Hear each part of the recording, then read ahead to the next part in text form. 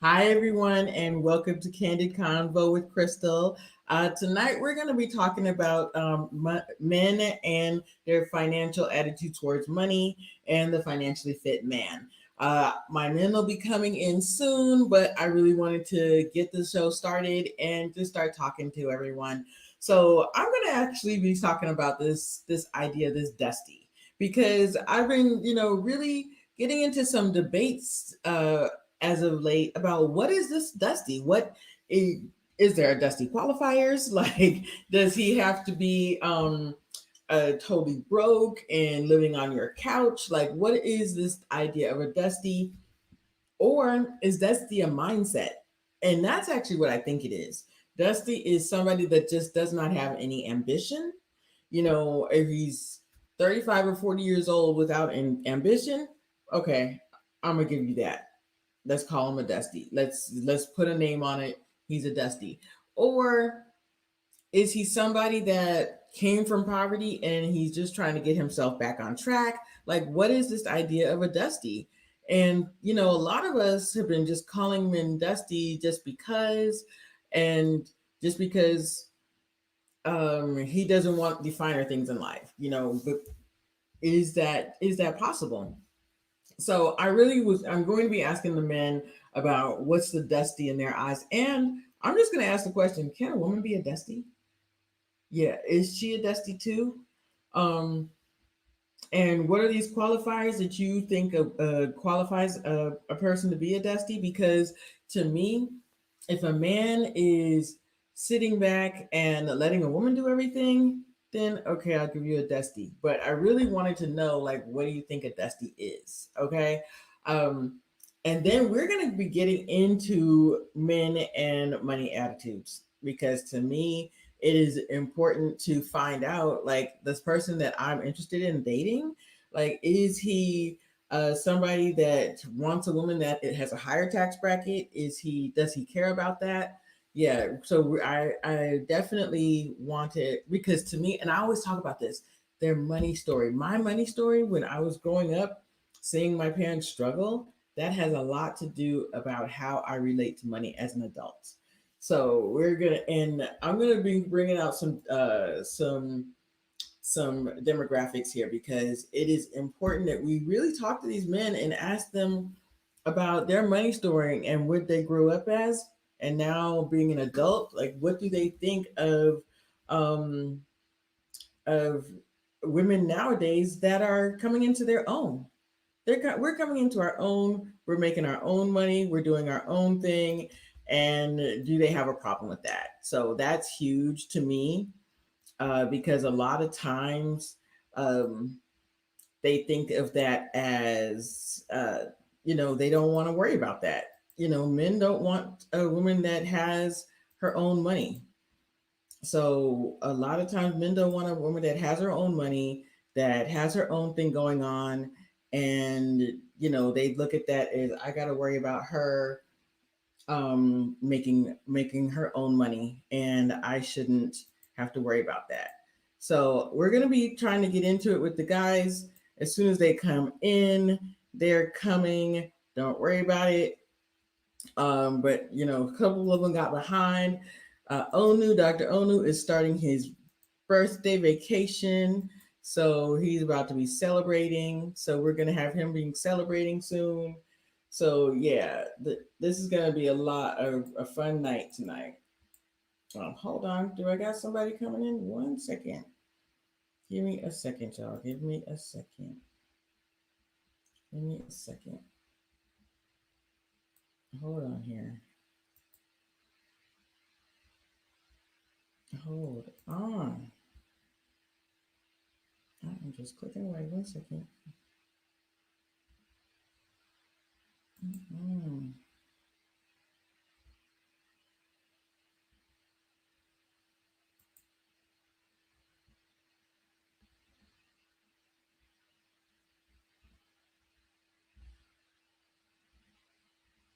Let's see these.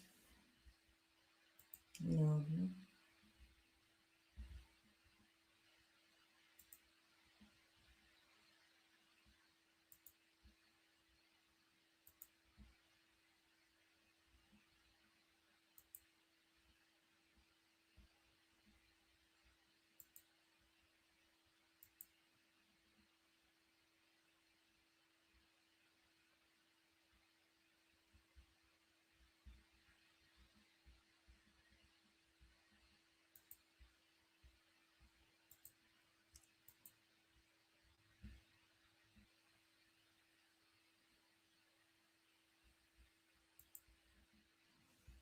So let's see. I'm waiting for the guys right now, but we got some statistics to show them and just ask them. Like, I want to get this idea of this Dusty because we were talking about this recently, and if you have a guy that he keeps saying he's not motivated by money, like, and Misha's in the chat now. I really want to know, like, is that just a Dusty mindset? So that just means that you don't think of money. I don't understand not being motivated to want to be ambitious and want to grow and want to um, make more and be more. So I don't understand that, but I understand if that wasn't how you were raised or your mindset. A lot of people are philanthropists and just want to help and just want to grow, just want to have a servant mindset. I got that. I totally understand that. But at the same time, what does that mean? Does that mean that you don't want the finer things in life? Um, so I really want to know what this idea of this dusty means because this has been a huge question for the last couple of weeks, and I have not gotten it answered. Like, I think that the dusty is a mindset. I think that some of these guys, maybe they're just not as ambitious as they used to be. A lot of men maybe are not climbing the mountain to success.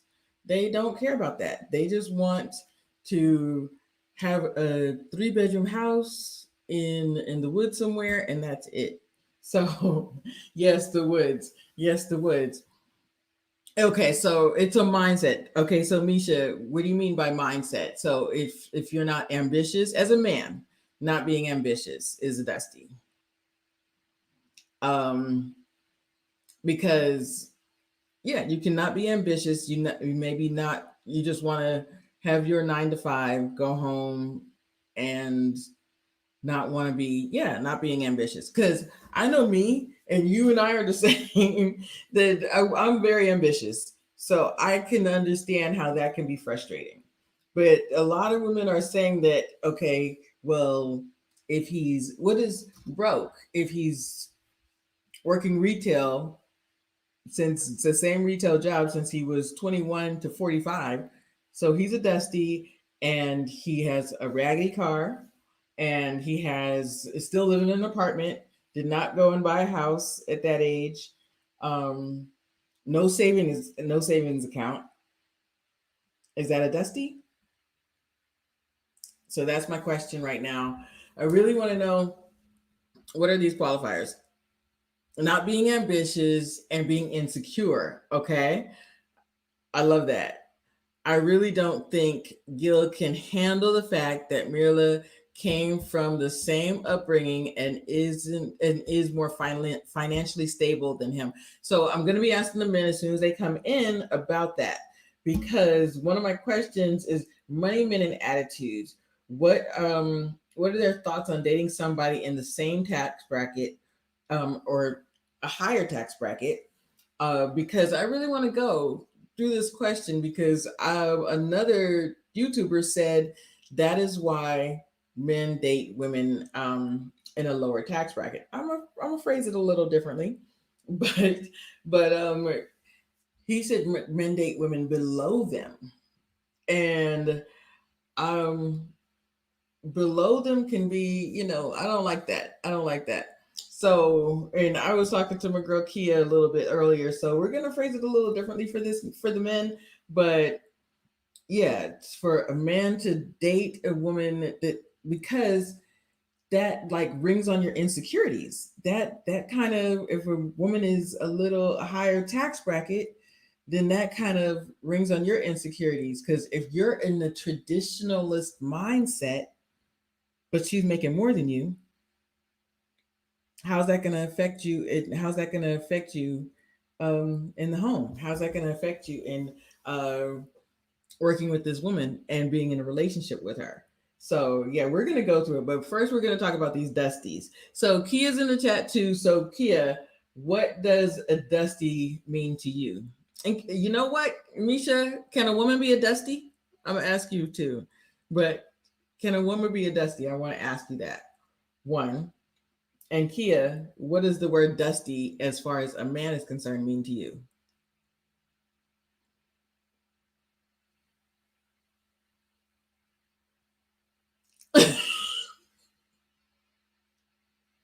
Thank you very much. Thank you very much. I actually am going to get them done right after this, or probably tomorrow. Yep, I had to do a little. I had to do a little work. I had to do a little work. Yep. Thank you. Thank you. I'm learning from Miss Misha Allen, y'all. Thank you for the intermission. That helps. Like I'm learning from Miss Misha Allen. She's helping me a little bit. You see the shine. You see the shine here. You see the shine here. That's a Misha Beauty influence. That's a Misha Beauty influence. Um, when I, yeah, we need to get some commercials up in here so we can make that coin. So, but I really want to know: can a woman be a dusty? That is a huge question for me because I actually I don't know any. Straight up, I don't know any women that are just like, well, this is all I want to do in life, and that's it. So I don't know any. I mean, outside of my ladies in here, okay. Dusty is not gender specific, but I don't think women should be held to the same standards as men as far as providing and protecting. I will agree with you there. I definitely want a man to provide and protect. So I went over being a provider and a protector at the last show, but I may touch on this again with the gentlemen when they come in because I agree with you that we as women should not be held at the same standards as far as providing and protecting. So I do agree with you, but at the same time, if a woman can be as dusty and she's making less, I then she's not considered a dusty to me. So that's my thing. I don't know that a woman can't. I don't know any. So I don't know any. All of my friends in California, a lot of them have their own business or making substantially more.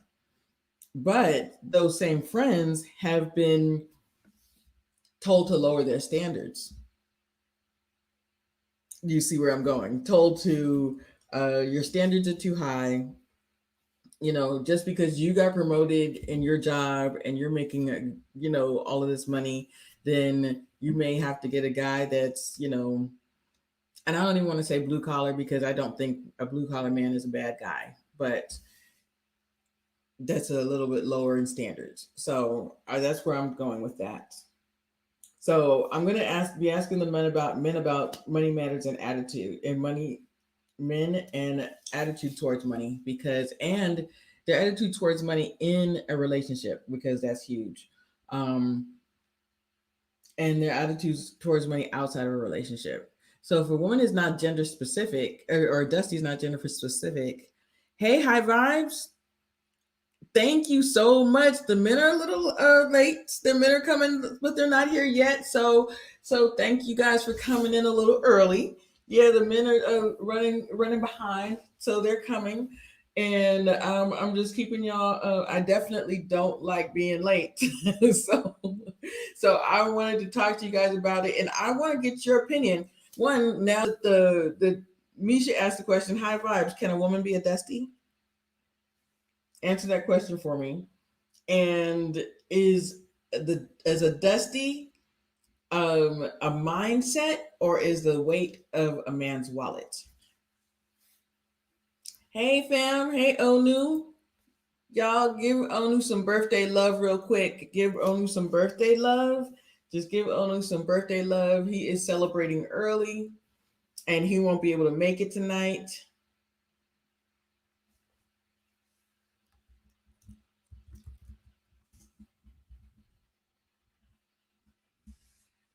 So I do think that it's a mindset, but I do wonder, so can a man's mindset change? Because a lot of men are these homosexuals that as soon as they see that a woman has her own house, has her own car, and the reason I say this is I am living testimony to this. A guy actually said, "Well, you have everything. I can just stay here. Why would you think that you could just live off of me? Why is that? This homosexual that Tressa was talking about, this happened to me. So that's why I had to ask that question. Okay, so a dusty can be both mindset and the weight of a man's wallet. So I'm gonna follow you there. So to me, it's the weight of his wallet, and if his if his mindset doesn't change, the weight of his wallet is not going to change. Am I following you? Is that what you mean?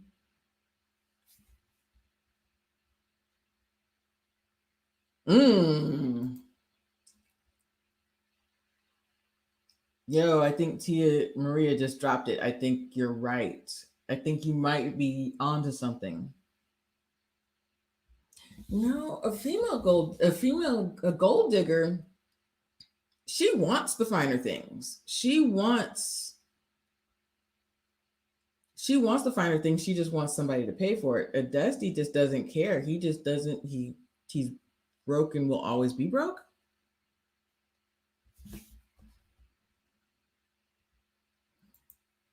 Like Gil wanting to be a thousandaire.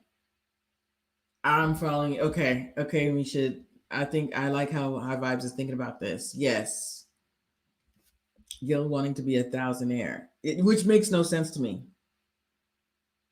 Yeah. A lot of us are thousandaires.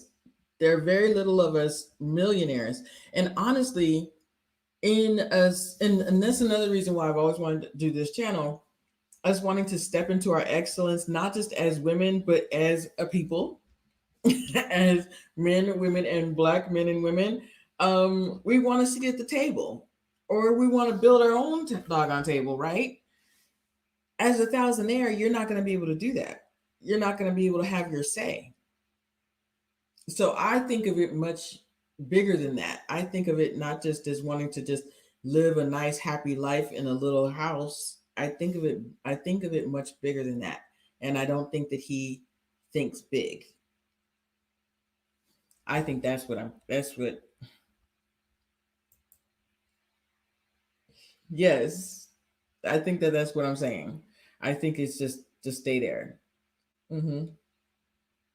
A thousandaire is it does, and this thousandaire just doesn't make any sense to me.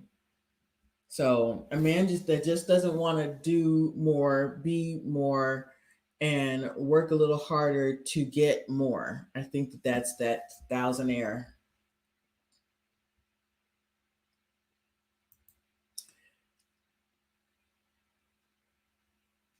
A man should be concerned with legacy just as much as protecting and providing. Exactly.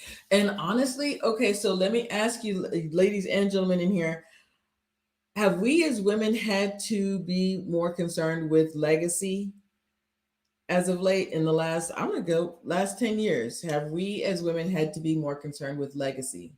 I don't want to say more than men, but just have we had to step up and be more concerned with legacy?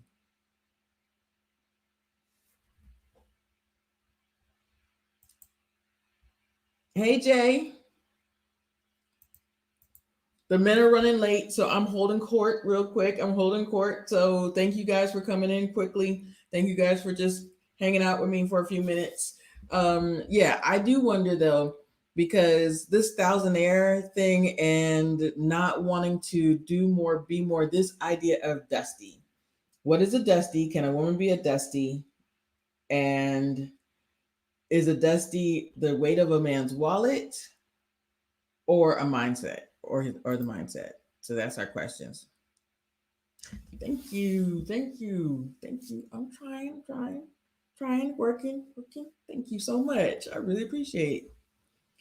So, yes, I'm actually going to keep this up here when the men come in because this is what I think is the huge tipping point in this dusty idea, that if you just want to be a thousandaire and you're not wondering about your next, your children, basically your children, the next step, the next rung in this ladder, and where do you go from here? That's when things come happen.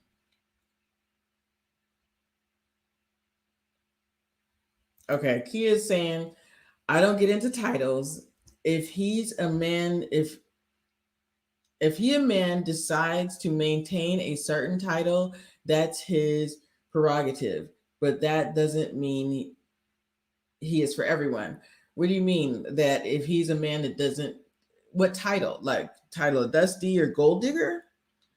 Um, I can agree with you on that, or a homosexual and all of these things, but I feel like when we as women see these things, like everybody, like you said, social media, they want to put a name on it. They want to say, okay, he just wants to be a thousandaire. This man is a dusty. So you understand what I'm saying? They're always trying to put a name on it, and that's how I got into a debate with Misha about what is this idea of a dusty.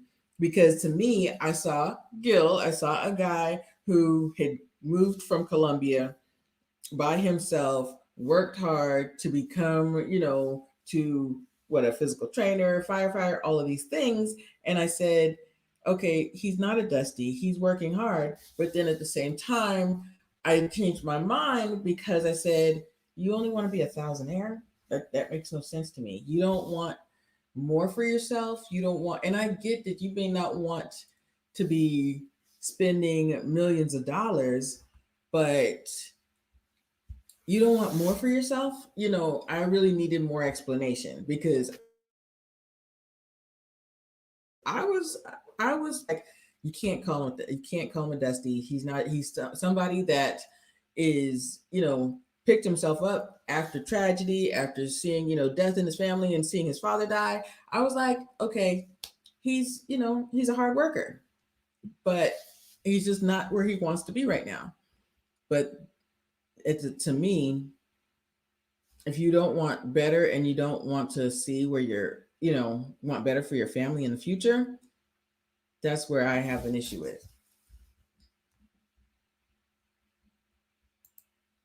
Okay, T is making a lot of money the only manifestation of excellence? If not, what are the other indicators of excellence to you? Okay, I agree with that's what I'm saying. Wanting a seat at the table, like the man. I always say one of my mottos, and the ladies have heard it: step into your excellence. So whatever you are, if you're creative, if you are like, Misha's told a story where she got a degree in something else, but she's always wanted to be like a fashion designer and a makeup artist. So now she's doing that. If that's whatever your goal is to do, and go and strive to do it. I'm not saying you have to be making millions of dollars, but I am saying that, um, looking at your future, if you just want to be making, um a a thousand, whether it be $100,000 or $200,000, that's how. But you want 3 kids. How is that stepping into your excellence? How is that showing growth and ambition? That's what I'm saying. I think somebody is coming in.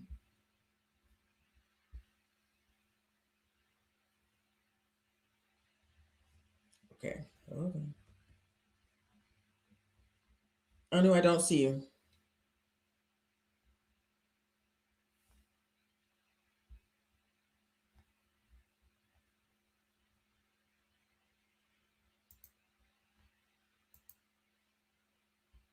Okay, y'all, I think I got only backstage. You're not backstage. I'm gonna send Onu the link. I'm gonna send you the link again. 1 second.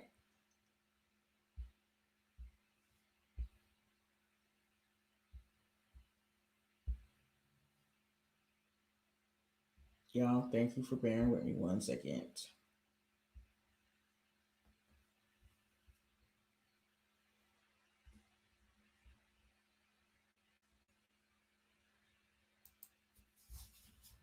Yeah.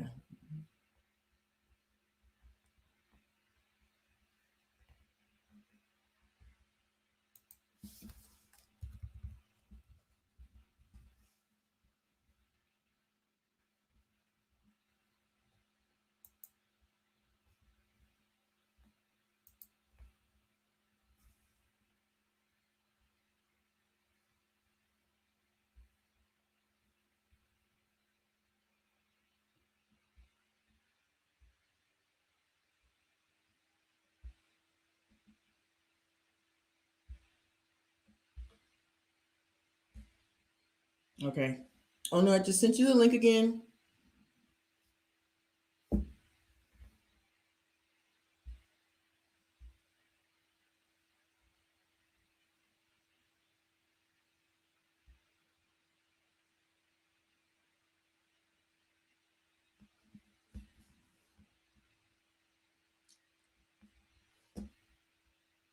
1 second, y'all.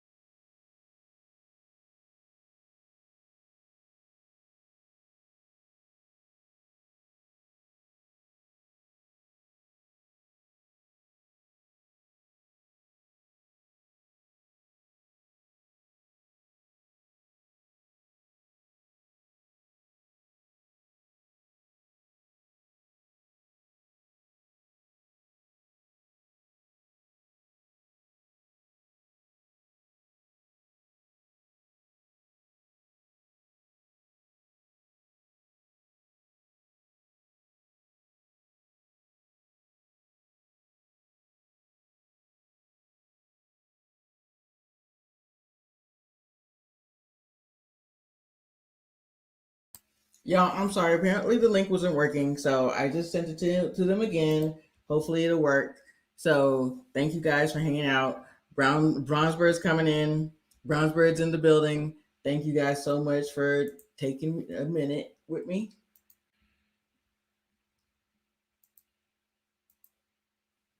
Here's Dr. O.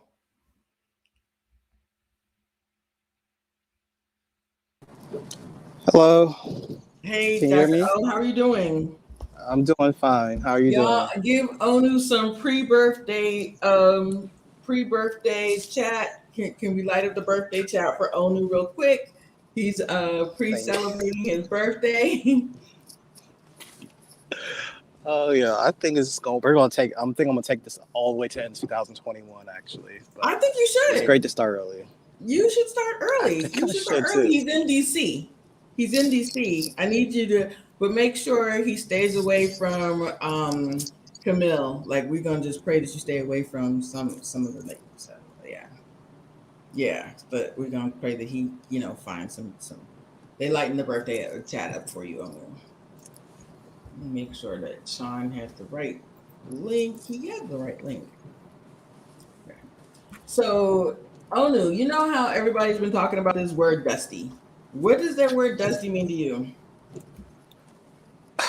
I think Dusty means unable to pay your own way or pay your own bills. If you're looking for someone to take care of yourself, um, I mean, when it comes to, I guess it could be a misdemeanor when it comes to dating because if you're unable to court a woman, i.e., pay for dates, pay for dates, pay for flowers, pay for activities, things like that, you can look at Dusty. Or if it's like you're mooching off of or using like someone else to help get you to a better place, better status, that can be considered Dusty. That's my interpretation of it. Okay, so it's not a I minus. Go ahead. I think it's most used for men. I haven't seen it used for women as much or at all in my circles, but this is Mhm. interesting conversation. I'll hopefully some other guys can weigh in. Yeah. So Sean and Bronsford should be coming in. So I kind of I hear what you're saying because as as we're looking at this, and I had gotten to a debate, as a man is like a strong man, he's working hard, but a lot of people saying no, he's a dusty, he doesn't make enough. But So mhm. I think that's the misdemeanor when it comes. I guess when it comes to dating, when making enough, what is making enough? Is it making enough for to provide for yourself, or is it make enough as in traditional mindsets that you're able to provide for the entire family unit? Because not like today, not many men make enough. Not many men can be in one. Make enough to do one parent households like in the 1960s, 1970s. Right. So are we saying so if the average, I think I looked it up last week, the average US salary is $79,000. So if that's the average, are you a dusty if you don't make twice that to support you and your wife? Or if that's what we're going, if that's the barometer.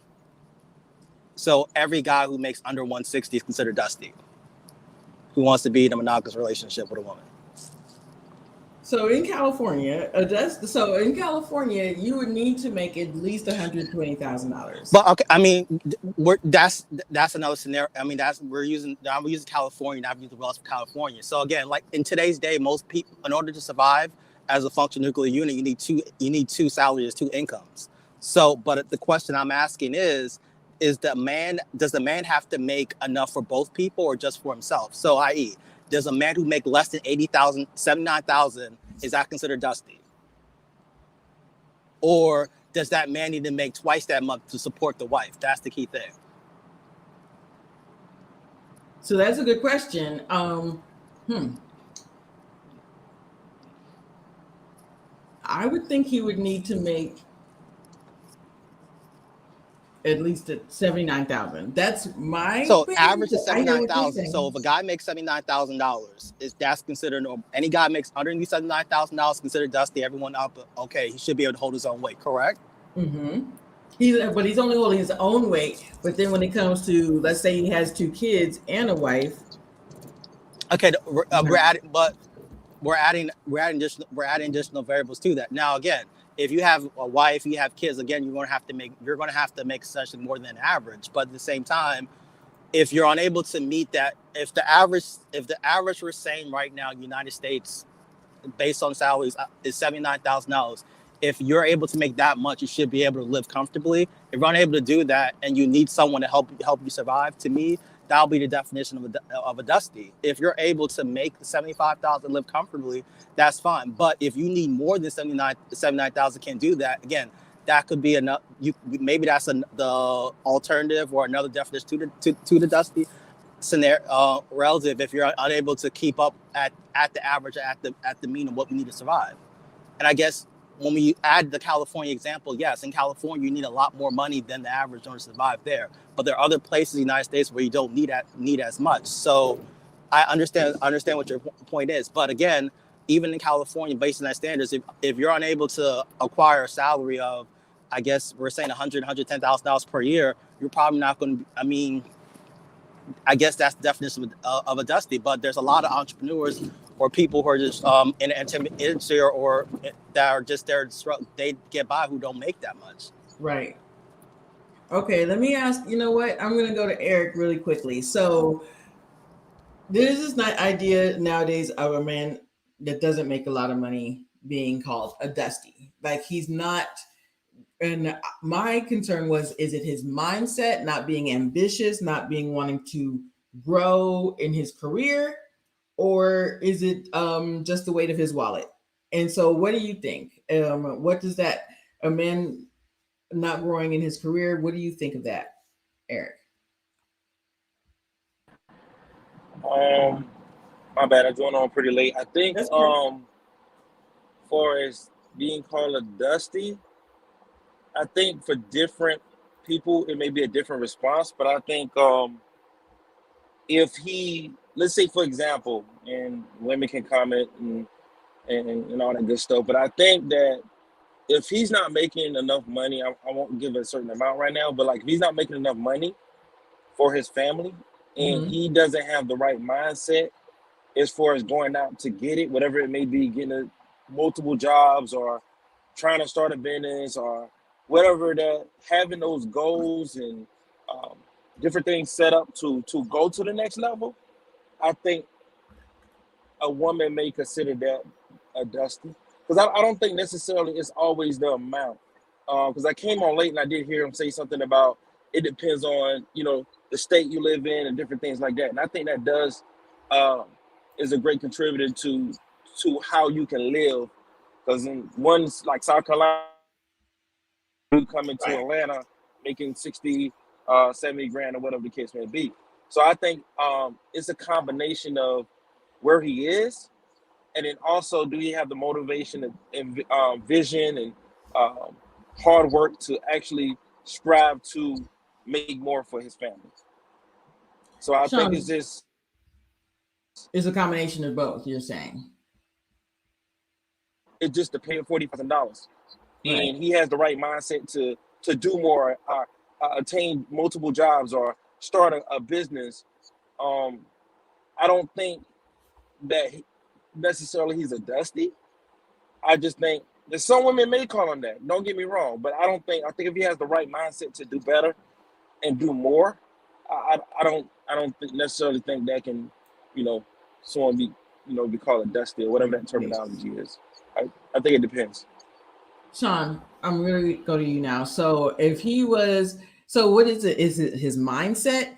And yeah, in your eyes, what is a dusty? Is it a man's mindset or is it the weight of his wallet? Personally, I don't like the term at all. I know you don't. We can just- Yeah, so and I think that the definition swivels depending on how somebody wants to characterize someone. So, Why don't for you like example, the term? Let's go. Let's go there. Why don't you like yeah, it? so one, I don't like the term because I think, look, we should avoid calling people names all around, right? We Mhm. think about women of color, right? And we don't like, women of color take offense to certain titles, whether it's aggressive or angry black woman or baby mama and all these things. So why are we now going to start using terms and call black men them, you know, Okay. because it's typically driven towards black men. And listen, if we go based on what the Urban Dictionary classifies a dusty as, I know the person we've been referring to a lot Right. is Gil, and he doesn't qualify. It's somebody that has no financial they have minimal financial means. They don't take care of themselves. They're relying on a woman to take care of them, right? You know, they may have kids out there that they are not taking care of. So if we go by Urban Dictionary's definition of what it is, then yeah, that it's still not Gil. So I'm going to go over the Urban Dictionary term because I have that here, and then also I'm going to ask you, can a woman be a dusty? Because that's actually one of my questions. Because some people in the chat were saying it's not gender specific, but the term, but as you know, Misha said earlier, but as far as men being protectors and providers, you know, the same weight can't be given to a woman. So the Urban Dictionary term is a broke player, in quotation marks, typically a male who has nothing to offer but sex. Usually a user. This type may appear to be what society deems successful, but targets the vulnerable and likes to exploit feminism and pygmies, Bronsberg, pygmies willing to go Dutch. That's right. Sorry. They often look good on paper, but if you pay close attention, their games unravel quickly if you're willing to accept they're nothing but trouble. So yeah, the Dusty only wants to go Dutch. He is willing to exploit a woman's feminism and or a pick me, and he has nothing to offer but sex. So I actually think, and so this is why I got into this huge debate, because I was saying that the man that we're talking about is not a dusty, because I said he's a hard worker. Like, men that are hard workers that are trying to climb their way to success are not that, but they may just not be there yet, and we can't do that. We call them that, but to me, we want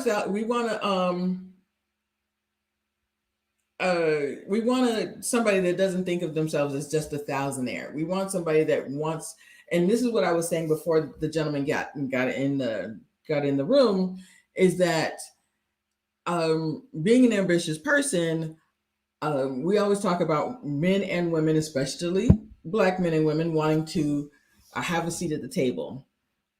Hell, we want to build our own table. We want to see people like us growing and having their own business. And if he doesn't want to do that, would he be considered a dusty or having a dusty mindset? Okay, Sean, sorry for interrupting. So do you understand my point?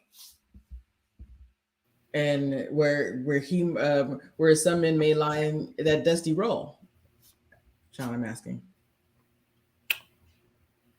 I guess I'm still rejecting the idea of the word. Like, why can't it be somebody that's cheap, doesn't want to spend their money, or financially unstable?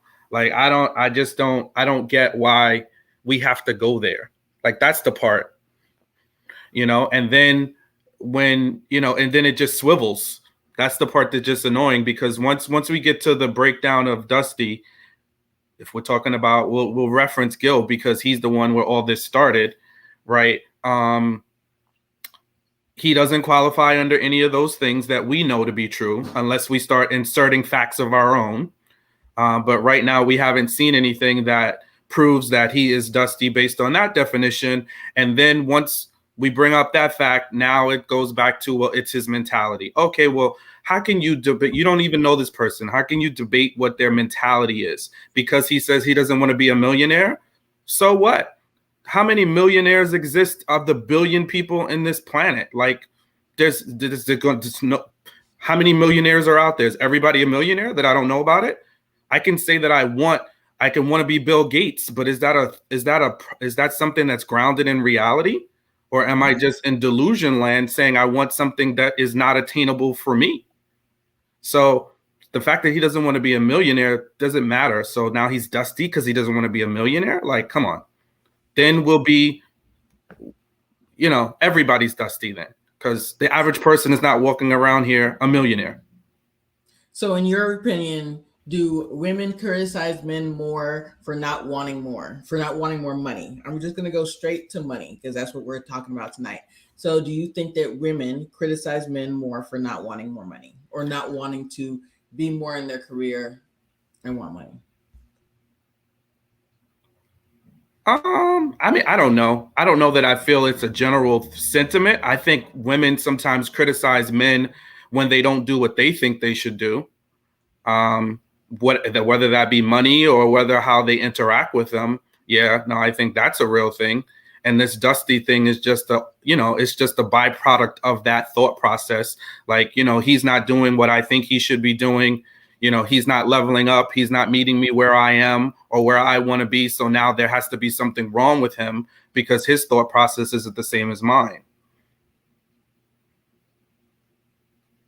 I can understand that. I can understand that just because he doesn't agree with my thought process in money, that doesn't mean that he's wrong or that doesn't, but so there has to be some type of communication. There has to be some type of working together in that. So can a woman be a dusty then? Can a woman but yeah, that's my question. Go ahead. I'm back at you, Sean. Oh, okay. I mean, I would not call a woman a dusty. I know you wouldn't call her that. If we go with the loose definition and mindset, right. Sure, anybody could be a dusty, and that was my joke the other day because I said, now that Mirla has picked Gil to stay married with, so is she now a dust bunny? What is she? Is she the dust collector? Like, what is her role? What is the term that we're going to call her? So is she now a pick me, a pick Misha? That's, what category does she fall in? Because if we're going to accept calling that person a name, what's the name and category that she falls in? So, and I do think, okay, so if you want to bring it right back to the weight of a man's wallet and not his mindset, then let's go back to what Onu said about how if a man's not making enough, if a man's just making enough for himself only, and not a wife and 2 kids, then he is then maybe that's then that's where the definition comes from. Go ahead, Onu wanted to actually talk about it a little bit more with his definition. Hello? Yeah, I'm back. You're back. Well, I think what I wanted to say is if a man cannot pay his own bills, i.e. his housing, if he has children, etc., I think that's considered a dusty. That's what I wanted to clarify. Okay. But in response to Sean, I mean, I think this term dusty is now getting kind of confused. Is now becoming a lot more confusing. So I understand where Sean's coming from. And my thing is like, if we're going to go by this definition of dusty, then of course, yes, there's women out there who might be considered dusty or might exhibit dust-like behavior, if that's the term that we can say. And what is the difference between dusty and gold digging? Because I think this is like gender specific, and now we're creating a double standard now.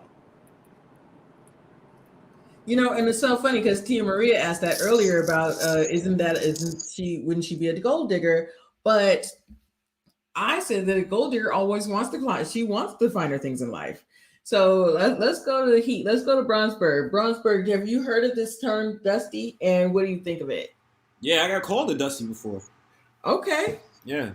The whole word with dusty, there's no clear cut definition of what a dusty is. It's mainly a pejorative that so-called black women use towards so-called black men. That's usually who I see it from. My whole entire thing is when you ask them what is a dusty, they usually always go to finance in order to downplay the man who's speaking. Because if it's a man with an independent thought and he sits up there and says something against a woman about her ways and the way she's acting, he will be called a dusty. So I've laughed. I actually laughed when I got called a dusty. It was on a panel too. they make no sense when they use that word. There's never no clear cut definition of what it is. And if we're going to go to gender, it is gender specific, because I will never hear a man call a woman a dusty. That will never happen. Now, the thing about it is they can bring in other words in order to counteract that, but usually the words come from, even if you're talking on the internet, a specific group. They'll call women that stand for us men mammies, and use all of the slave-ish words in order to go ahead and say she's wrong for defending the man. So Dusty, at the end of the day, they use finances as a way to downplay the man, because then it's playing with his conscience. So that now, if you don't earn enough money, have the availability to jeer at you just because you don't earn enough money, you don't make money the way I see fit, which is contradictory. Because every man that I at least know around me and the brothers that's on this panel, we're doing exactly what we have to do. But the only way they can get at you is how much you're earning. So if you're earning minimum wage, you're a dusty. Now, if you earn this, that, and the third, they can't use it against you because you're actually earning the money that they see fit.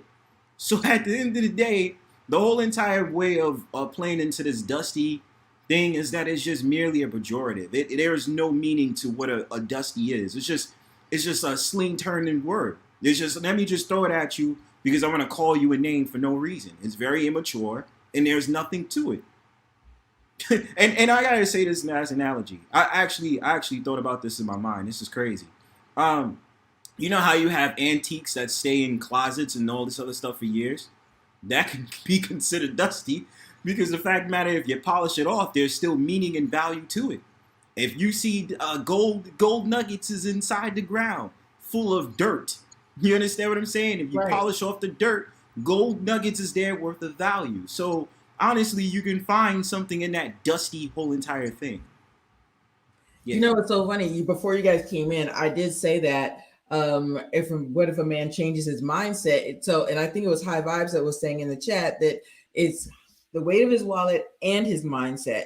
And I say, well, the weight of his wallet's not going to change unless his mindset changes. Just like you just said, if something's sitting in the closet for years, you dust it off, it can still be gold. So Oni wanted to speak on it again real quick. Go ahead, Oni. Yeah, just to figure about, I think it was at Bronsberg talking, like to piggyback off what he had to say. I think what we're happening with the Dusty monomer, I think the issue is when the woman makes a certain level of money. So, i.e., if I'm a woman who's making $100,000, I expect to be with a man that can be able to provide that, be able to earn that type of income. So if someone isn't able to earn that income and I want to do certain things that someone who makes that type of money does, I think that's where the Dusty monomer is being used. I think that's how it got placed onto Gil. Mm-hmm. I think it's, even though Gil makes enough to provide a living, have a house, etc., the fact is he makes significantly less than Myra. It could be personal choice, could be ambitious, could be whatever it is. I think, if you're going to be a productive member of society, it shouldn't be based on how much you're going to make if you're a hard worker. Now, if you're not a hard worker, I think that can be the main factor, the main issue that people might have. The thing about Gil being a Dusty, he's a firefighter. I'm not sure what business he runs, but he doesn't explain someone who's trying to mooch off somebody else. He's someone who's sufficient in his finances, able to get a house, etc. I think because we equate money, education / money with success. That's the issue that we're having. When we have someone who does, when we're around people who don't do those type of deals, that's when we're giving out these derogatory names and name calling. I agree. If a female is making, let's say, $150,000 a year and you're making $60,000 a year, then you're automatically a Dusty. That doesn't mean that you cannot provide. That doesn't mean that you cannot contribute to the household, but you're automatically making less than. So that's with the moniker that they've given you. So Brownsburg, when you were called a Dusty on a panel, you just laughed because you thought the person doesn't even know you, but they've created this moniker, heard you, and said, "Oh, he's a Dusty." Yeah. I was laughing my ass because the thing about it is it's always these and I'm sorry to say this because I'm just being real. There's a certain group of so-called black women I just do not like because their whole entire narrative is to paint a negative picture about so-called black men. But they swear to the high heavens they support Pan-Africanism and the black community and all this other stuff, and it pisses me off low key. Because what is the reason for y'all talking all that mess when the options is available to you at no expense to you? My whole entire thing is, why are you calling us a Dusty? We don't provide. We don't take care of our kids. We don't do this. We don't do that. Number one, the birth rate is low, is a record low now in 2021. So we're not having kids like that. And just to go off of the point she made, she calling me a Dusty because the fact of the matter, I'm like, yo, like you talk mess about us, but then you want to sit up there and talk about this whole community nonsense. So why are you saying this whole community stuff when you don't even like us like that? So then the contradiction comes in. So I said, how about this? If you don't like us, right? If you don't like so-called black women, because you swear you want us to. When you say us, one second. When you say us, you mean you as black men? Yeah, yeah. Okay. If you don't like us as the black men, right? Mm-hmm. You have two options. Date outside. Well, one option. Go date outside your race and be happy. That's all I've ever said when it comes to those topic of conversations. And guess what? Their tongues get tied. Now all of a sudden it's like, oh, why I gotta be like that and blah blah blah. Well, if you're saying something negative, what else you want me to respond to? You don't value me as a man, regardless if I make enough money or not. You're not honoring me. So honestly, you have the option of dating outside your race if you're not fulfilled. So I got called a Dusty. So I just enjoyed it and I laughed, you know? So Bronsberg, earlier I asked the chat, I said, can a woman be a Dusty as well? And the moniker, we were like, well, is that a gold digger? Is a woman just chasing after a man just simply for his money, could care less about him, his character, what he brings to the table, anything, his personality, anything? Is she a Dusty as well? Can and what are those qualifiers that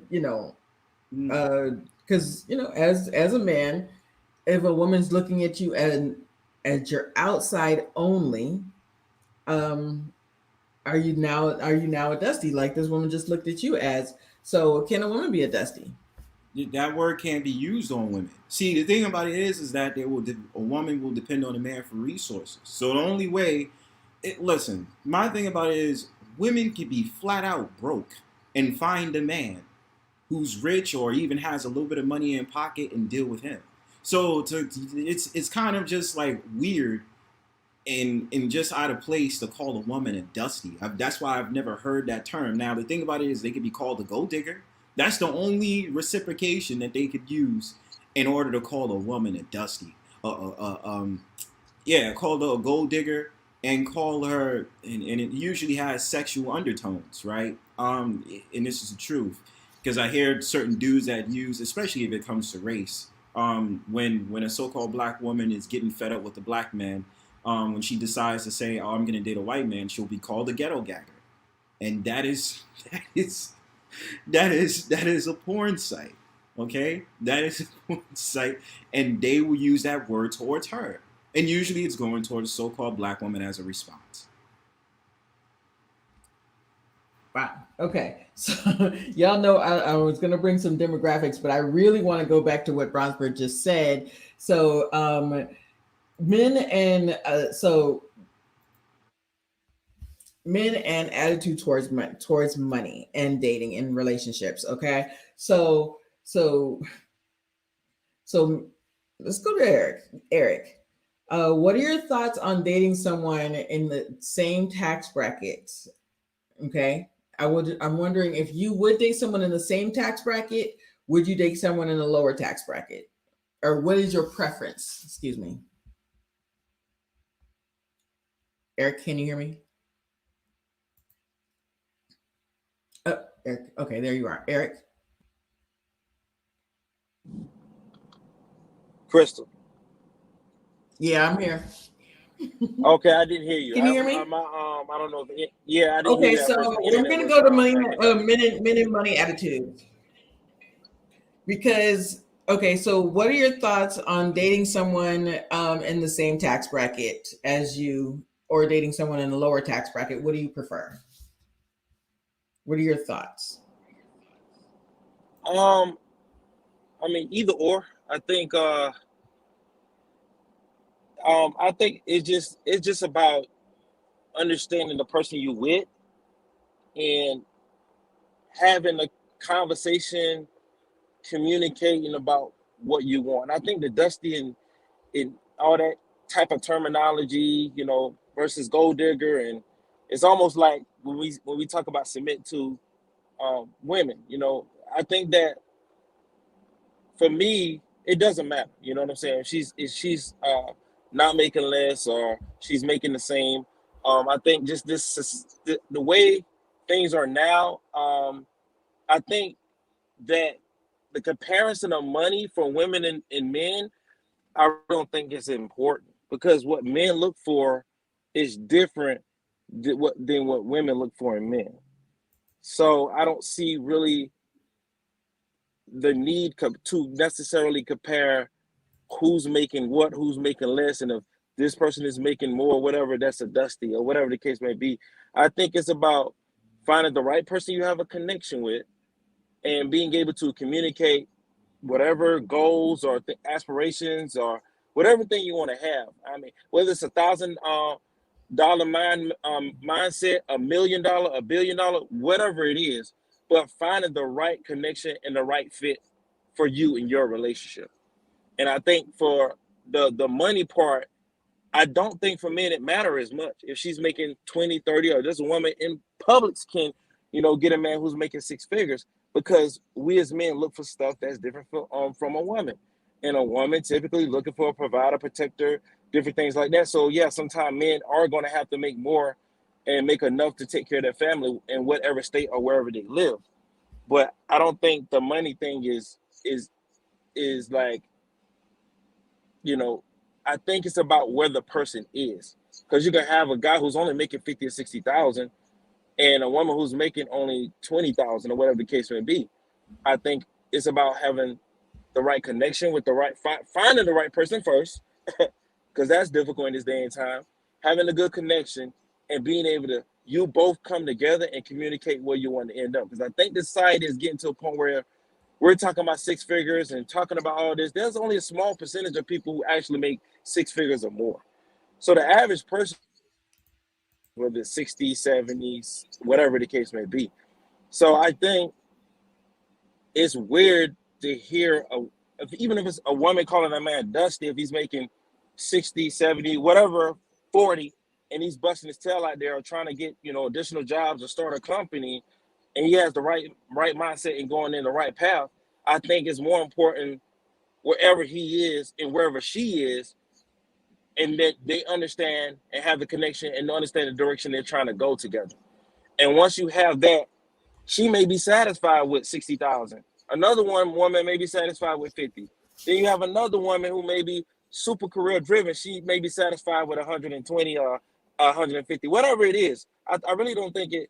I think it's about finding the right person, understanding what you truly want, and being realistic about where you at in life. Because a lot of people, these terms, these new people talk about capping. A lot of people be doing all this capping and whatever the case may be, but it's about finding the person you want. If you're comfortable with a guy who making 50, 60, and you fall in love with him, and you know he's trying to do better, but he's making around 60 at the time, not saying in the future he can't make more, then if you're willing to work with him, work with him. All this Dusty, and if he's not making six figures, which only a small percentage of people do, it doesn't make sense to me. It's about finding the right person. And if you're comfortable with 50 as a woman, that's your business. You discuss that with your man, and y'all figure out the path y'all want to go. If you got another person, he's making 80, and you're comfortable with him making 80 to build the life that y'all want to build together, then you do that. I don't want to I might be old school or a little different. The Dusty terminology stuff, it don't really sit with me, because people back in the day used to make way less than that, and they had a family of three or had a family of two. But it's about once you commit to that person and finding the right person, which is difficult, being able to accept that and move forward with them. And I think that's the problem with the current society. Everybody talking about Dusty and all this money, but the person could be a horrible person. It's like, okay, he got the money or she has the money, but they're not a good person. They don't meet your values. They're not compatible with you. You can't see them as a life partner.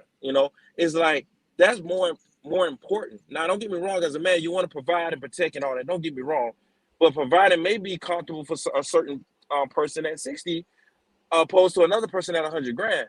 So I think not getting so caught up in this new way of thinking where it's like now it's all of this.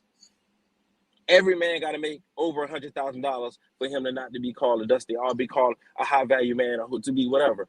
If you're at 60 and you find the love of your life and she's comfortable with you and you comfortable with her, like let's don't play the game. Try to make it work if that's what y'all find and go to the next level. That's what I think. So Bronzebird, if you were making 60,000, and so do you think that um, one a woman making let's say 200,000, would she have an issue with that? I'm at Bronzebird now. Usually how it's focused is that men are more accommodating than women are. That's just what it is. I usually men usually don't use finances at first sight, unless you're in that caliber. You're making 200,000. And let's say you're earning about 50 to 60,000, and your woman is earning 200,000. The thing about it is that the man is going to be a little bit more insecure with this woman that's earning 200,000. Why is that? Because the fact of the matter is, he knows that the woman could use it against him and play on his emotions. The fact of the matter that he earns less than her. So my philosophy is very simple. I don't. I exclude the whole entire financial aspect in certain ways. Right. The finances is important to a relationship because that's what I mean. It's still important. But my thing about it is, I'm not gonna go for how much you earn to make it seem of value. My whole entire thing is that I'm working just as hard as you. You might just have a career that's better than mine, right? And because the thing about it is, the simple mindset is this: it's about the career that makes you happy, right? And I'm not. And the thing about it is, not everybody needs to own a business. Certain people are just fine with working under somebody. There are certain people who's ambitious to say, "Hey, I want to work, but I want to own my own business too." So the only thing that I can say to that is mindset, right? It's like let's see, I might have dealt with a couple of women who earn more than me, but at the same time, I'm just sitting there like, I just like you for you. You know what I mean?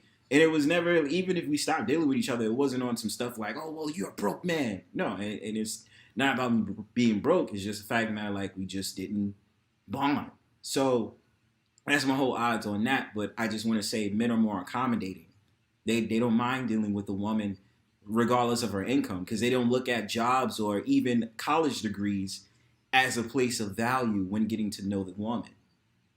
So I would just like to say But you're that. saying that sooner or later. So to clarify, I hear what you're saying, that men are more accommodating. I'm Mm-hmm. hearing you on that. But you're saying sooner or later, the woman's going to have take issue with it, uh, and play on his insecurities. Yes, play on his insecurities because of the fact of the matter he's not at the same level as her, and she feels as if she's putting in more work into the relationship financially than he is. So that's going to be the conflict of interest later down the line in the relationship if he stays stagnant within that tax bracket and how much he earns a year. So I'm sorry, repeat that. I'm saying that it's going to be a conflict of interest in that relationship later down the line because the woman is going to want to see him on the same level as her or higher, Hmm. based on his career. So it's going to be like, well, did you get a promotion or did you do this or did you do that? And if he stays stagnant, as he's staying in the same way, this might cause problems between them because she doesn't see him moving up in the societal ladder. Right. Because he's not, so to her he's looking at as not ambitious, and so this goes back to, and I get I totally get what Sean's saying. I get what you're saying about this word dusty, that they excuse me, they want to put a name on it, they want to put a moniker to it. But maybe he's just wanting, he's not at that mindset of being ambitious. And that's what we were talking about earlier. Is it a mindset, or is it the weight of his wallet? And some men are just happy being, doing the same thing for 20 years. And to me, if your mindset is not okay, but some people's mindsets are not the same. Let's grow in the ladder to success. Are you being ambitious? Do you want a seat at the table? Do you want to build your own table? All of those things. But if she's out there building a table and he's, doing doing what he likes to do, then that doesn't make him cheap or less than. But to her, that's the look. So I actually pulled the household income. So right now for Black men, and well, let me go to married couples are making 81.5. I don't know where this is, and the reason I say that, like Bronzebird's in New York, I'm from California. This wouldn't go in California. Like I'm in Atlanta now. This would be fine in Atlanta, but single women are making 35,000. So which is, this has to be on average, which is crazy to me. So I want to pull some more statistics because that, yeah. So if a man comes in making 45,000, let's say 43,000, to a woman making 35, like I said, here in Atlanta that'd be fine, but anywhere else that wouldn't work. So to me, that does carry some weight. That is a difference. We do have to think about those things like that. So yeah, I really want to talk about that because and men's attitude towards money, because in dating, I have had it men nowadays in my dating, they're like, things have changed. Women are taking care of men nowadays. But if you are somebody that has a traditionalist mindset, um, then you have to deal with that. You have to think about it like that. And then, yeah, so that's my next question about having this traditionalist mindset. Oh, Owen's coming back in. Owen's back, y'all. So I guess they're both traveling. I'm switching out Eric for Onu, which is cool. So having a traditionalist mindset, and nowadays, things have changed as far as women are out there making a lot of, we're making decisions, having our own businesses, having our own money, but then wanting that traditionalist mindset of a man. Is that how's that working for us? So, Sean, now that you're back, thank you for coming back. Did your money story growing up, did that have an effect on how you related to money as an adult? I guess, yeah. So growing up, like you're born and raised in New York as well, right? Yeah. Mm-hmm. So your family, born and raised in New York, did you see your parents struggle with money, or how was that? Well, my parents were married for the first 5 years of my life, and then they got divorced. So I witnessed, at a very young age, just my mother's transition to independence. So I wouldn't necessarily say that I saw a struggle, but I saw a difference from being, just growing up most of my life in a single parent household. Although my dad was active in my life, my mother was my primary caregiver. And then we lost my dad. My dad died when I was 16. So, but I would say more so my money story comes from how I was raised, how I grew up, the things that were instilled in me in terms of drive, the expectations, even at an early age, although my dad died at 16, it was understood that I was going to college. That was, an expectation. It was always expected that I did good in school. I was taught, to carry myself, conduct myself in a certain way. I had a lot of family support, especially my grandfather on my mother's side was a strong influence in my life. And he was somebody that talked a lot about saving money. He talked a lot about, how to manage your finances. He was frugal, but was able to see how he was able to take care of himself and his family. So I think those are the things that influence my financials, the way I think about money today. I would definitely say that influenced what I want to do, what I saw for a career and in a future for myself. Okay, so how did you so who taught you how to manage your money when you're in a relationship with your previous wife and in while being in a relationship, that the man is supposed to take care of this and so on and so forth? Because we've spoken before, that traditionalist mindset that this is what I do, this is what a man is supposed to do. I don't know, was that anybody necessarily taught me that. That's what I saw, and like I said, my grandfather was a big part of my life. I also, had a stepdad growing up too. And it's just the things that I saw him doing between the two of those male role models in my life together with my dad. I think I just watched, how they move through life. And then as I got older, and having relationships, even leading up, before I got to marriage, I think, you just kind of assume certain roles and then you also evolve. Like, I think as much as we talk about traditional mindset, I think that doesn't really exist today. It only exists in very rare pockets where you have that truly traditional mindset where the man is the provider and the woman stays home and the woman assumes the traditional role. Because for me, that's another thing, right? If we're going to talk about me protecting and providing and being the sole provider, as the woman, what are you doing? And are you assuming those traditional roles as well? Because we can talk about the money aspect, and I have no qualms about that. But at the end of the day, I think we just pick and choose. And that's the thing that gets frustrating to me. And that's why I just let's just throw this term in the garbage, because at the end of the day, we all can be something. Right? If I look hard enough, I can look at a woman's faults and I could start calling her names, but that's not going to get me in a productive relationship. That's not going to help us as a community, be and build better together. Right? So I'm like, look, if you want me to pay all the bills and I'll do it, are you going to be home? Are you cooking every day? Are you doing laundry? Are you doing all of these things? Likely no. Right. And what's happening is we have now modernized as we should and evolved. So we're just picking and choosing. That's honestly how I feel.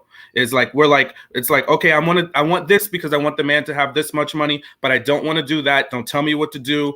I don't like housework. I don't like to cook. I'm gonna farm that out. I can work here. I can have a side business here, but I want a man with a traditional provider mindset. So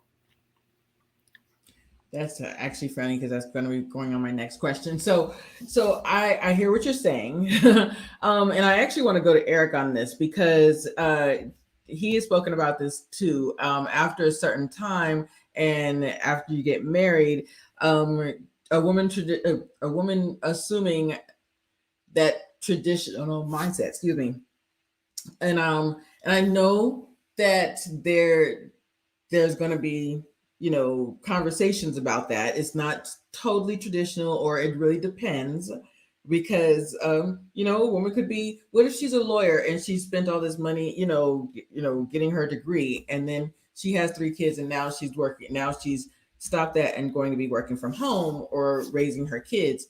Eric, what do you think about that? A woman now, after you're married, being a staying at home mom. And you use an example of a lawyer, you said?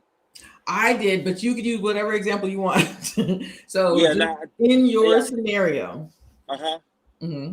No, I think it's a discussion definitely. I think before you even have kids and all that stuff like that, I think typically, of course, when you're having a child, you want to make sure you have enough saved and you're making enough where hopefully she wouldn't want to rush back to work because that would give her time to be with the child.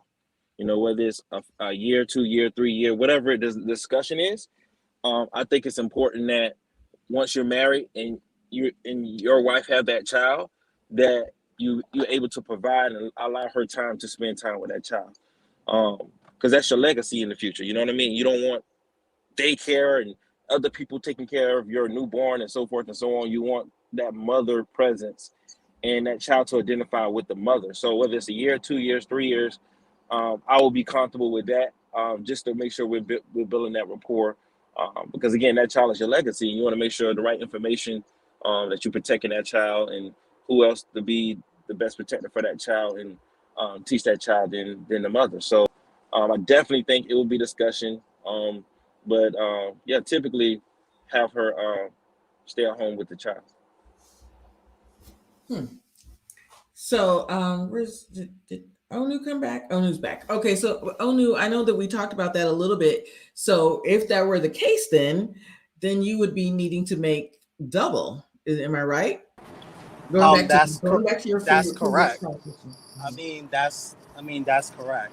I That's correct. If the whole point is you're going to maintain the woman's lifestyle, how we should come in, you have to make double of that, or you have to make double that order to attain that. So if I'm making 80,000, I'm gonna feel comfortable with someone who's making 160,000. So like we both can live at 80,000. Like what's the point of me getting with someone who makes $50,000, $60,000 when I know I'm accustomed? I'm sorry, 80,000, 79, 80,000, etc. Some guys think like that. Think like that, just a mindset. However, there are places and there are areas where people are now having a modernistic take two relationships. Well, if you're especially if it's going to be a dual income, both people need to make the same amount of money. Or if there's a number back in the head, both of us together should really contribute to that. That's the that I think that's one of the major divides in this conversation. When we look at relationships, are we looking at relationships based on the fact we're looking at dual income, or we're looking at purely traditional, the man or there's a breadwinner, one person's making most of the money, the majority of the money, the other person is there with either supporting income, but or supporting the household in a way that allows the unit to thrive. That's how things worked back in the 60s, 70s, and 80s. But as we suggested in the 90s into the current time, we're now moving to a two income system. So we look at it. So when we go back, look at our childhoods. Yes, most of our childhoods are going to consist of middle class dual incomes, and that was probably the first generation of seeing that. Or maybe there was the father went out and earned the check to support the household, like back in the 50s and 60s. But nowadays, not so much, unless that person makes a certain amount of money, i.e., 250K a year. But those guys play by a different set of rules. I feel like these guys, the chat's coming for y'all a little bit. They're saying, "What about the stay-at-home dads?" Um, Well, today in 2021, we now have the change of, okay, like women are now being primary breadwinners, and guy can now stay at home, take care of the family if that person choose to fit. There's different ways of the family structure, the nuclear family structure, surviving in 2021, which wasn't the case. Let's say let's say the 70s or the 80s. Like, how often do we see fathers staying at home, um, raising children, and the mother going out to work? Now it's accepted and encouraged, or we're seeing ways of that working a lot more, instances working a lot more than the past. It's still not the norm, but again, if that's the way you want your family to be structured, most people are finding ways to adapt to that. I think what the key thing here is, what I'm seeing, especially with a lot of my friends, they're trying to figure out what's best ways to make the family work for them. So if it means one person works out the home, other person stay at home, that's fine. We're losing him. So I do hear what you're saying, and again, that in today's age, a lot of dads are staying at home. Are we? Are you back on news? California, you're going to have to make money in order to live out there. You're not going to be able to just get them to New York. Hello? I'm here. We're here. We got you. Hello? Okay. We got you.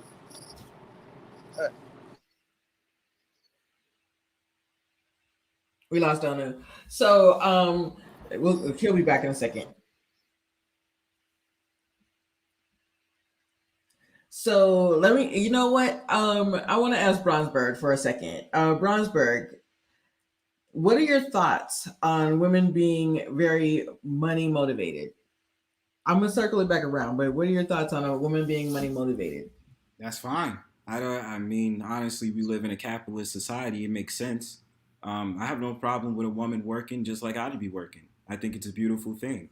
Um, it just shouldn't be no competition, as in like I'm gonna throw it back at you as a man. Like, look at you. I'm a woman. I'm earning more than you. You're dusty. It is why that's not necessary. And to the point, I think women in a chat that said something about single what is it, dads, stay-at-home dads. Mm-hmm. They still that's not that usually it's more mothers that stay at home. There's still more stay-at-home moms than there are dads. um I don't know who did say that, but you know, even look at that the stats, there's still more women that stay at home than men do. So I just want to make that clear. That is true. There, so we are a capitalist society, and women now are being more money motivated by money, not just motivated by money, but motivated by career. Well, let me say something to that though. Now we can get into the whole entire topic of conversation that they look at the woman to be their new man though. You know, the whole I hate to do this because this is always the legend. You know, with especially so-called black women, I don't need no man and all this other stuff as usual, right? You know, it's external things to say, oh well, I'm making money and my job is this, that, and third. I don't need you. What do I need you for? I can provide for myself before I need to provide for anybody else, or you don't need to provide for me because I can handle it myself. So narcissism can play a key factor in this because now it starts to become one of those sort of things that because I'm earning enough money and I'm on a high pedestal, I don't need you. You're merely just here for my happiness that could be external and or sexual, physical, or just mental. It's nothing else that goes into that now. Just my viewpoint, of course. So, and this goes back to what we were, I think the last panel, we were talking about not just the emasculating, but you're saying that when that happens, when a woman's making a little bit more or is career motivated, you're back to saying that there's that competition, that we still carry that competition mindset. Yes, it does seem like it because you know it's not going to be a lot of honestly just hearing this. It's not going to be a lot of women that's going to say, you know, yeah, I earn a lot of money, but I still want a man to be there for me. Perfect example, since we're on this topic right now. Tabitha Brown, right? Famous YouTuber. She's known for doing videos about veganism, right? So-called black woman. She's married to a man that earns less than her. You know how she made a lot of money and she said, I'm going to retire my husband so he don't have to work no more. You know how much smoke and how much backlash she got for that, even though that's the relationship they had. So there's always just this undertone to it where it's like, oh, how dare she? Like the man, they're gonna look at the man in low regards, even if the woman is volunteering herself when she earns more than him, to say, oh well, you know, he probably ain't doing nothing. You know what I mean? That's what it seems like. So the man, it's tough for the man in this aspect. That is. Oh, I definitely want to tackle this subject. So first of all, the Tabitha Brown subject, I appreciated that she said that. I respect her for saying that I've worked my ass off and my husband has worked his ass off. I'm at a place where I can say, hey, honey, go out and live your dreams. But you're right. Other people have gotten on her for that. And that's why I did a channel like this, because not everybody is saying that. Not everybody is speaking that into existence. Now I'm getting tongue tied.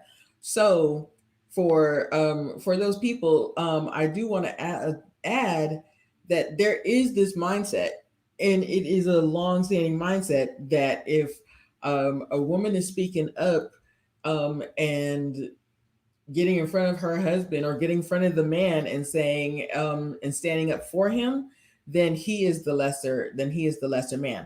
So that's very interesting. You're right. Yeah, I know exactly who you're talking about. That there's a whole culture that's very happy for her and for happy for him that a man gets to stand up and do what he wants to do, and they're at a place in their life financially that he can do that. So I'm going to go to Sean, because you just spoke on, um, as a child, you had a mindset that, okay, this is what I have to do now that I'm an adult. So did you have to change that mindset growing up? Maybe people, you didn't have anyone kind of saying to you, this is what you have to do. You just knew that that's where your place. That's where you're that's this is how you conduct yourself financially. So I guess what's the exact question? So when you got married, so I'm sorry, now that you're in a relationship, that's where I want Right. to go. Mm-hmm. Now that you're in a relationship, did that change at all when you were, from when you were uh your financial, mindset changed from when you got married to previously beforehand?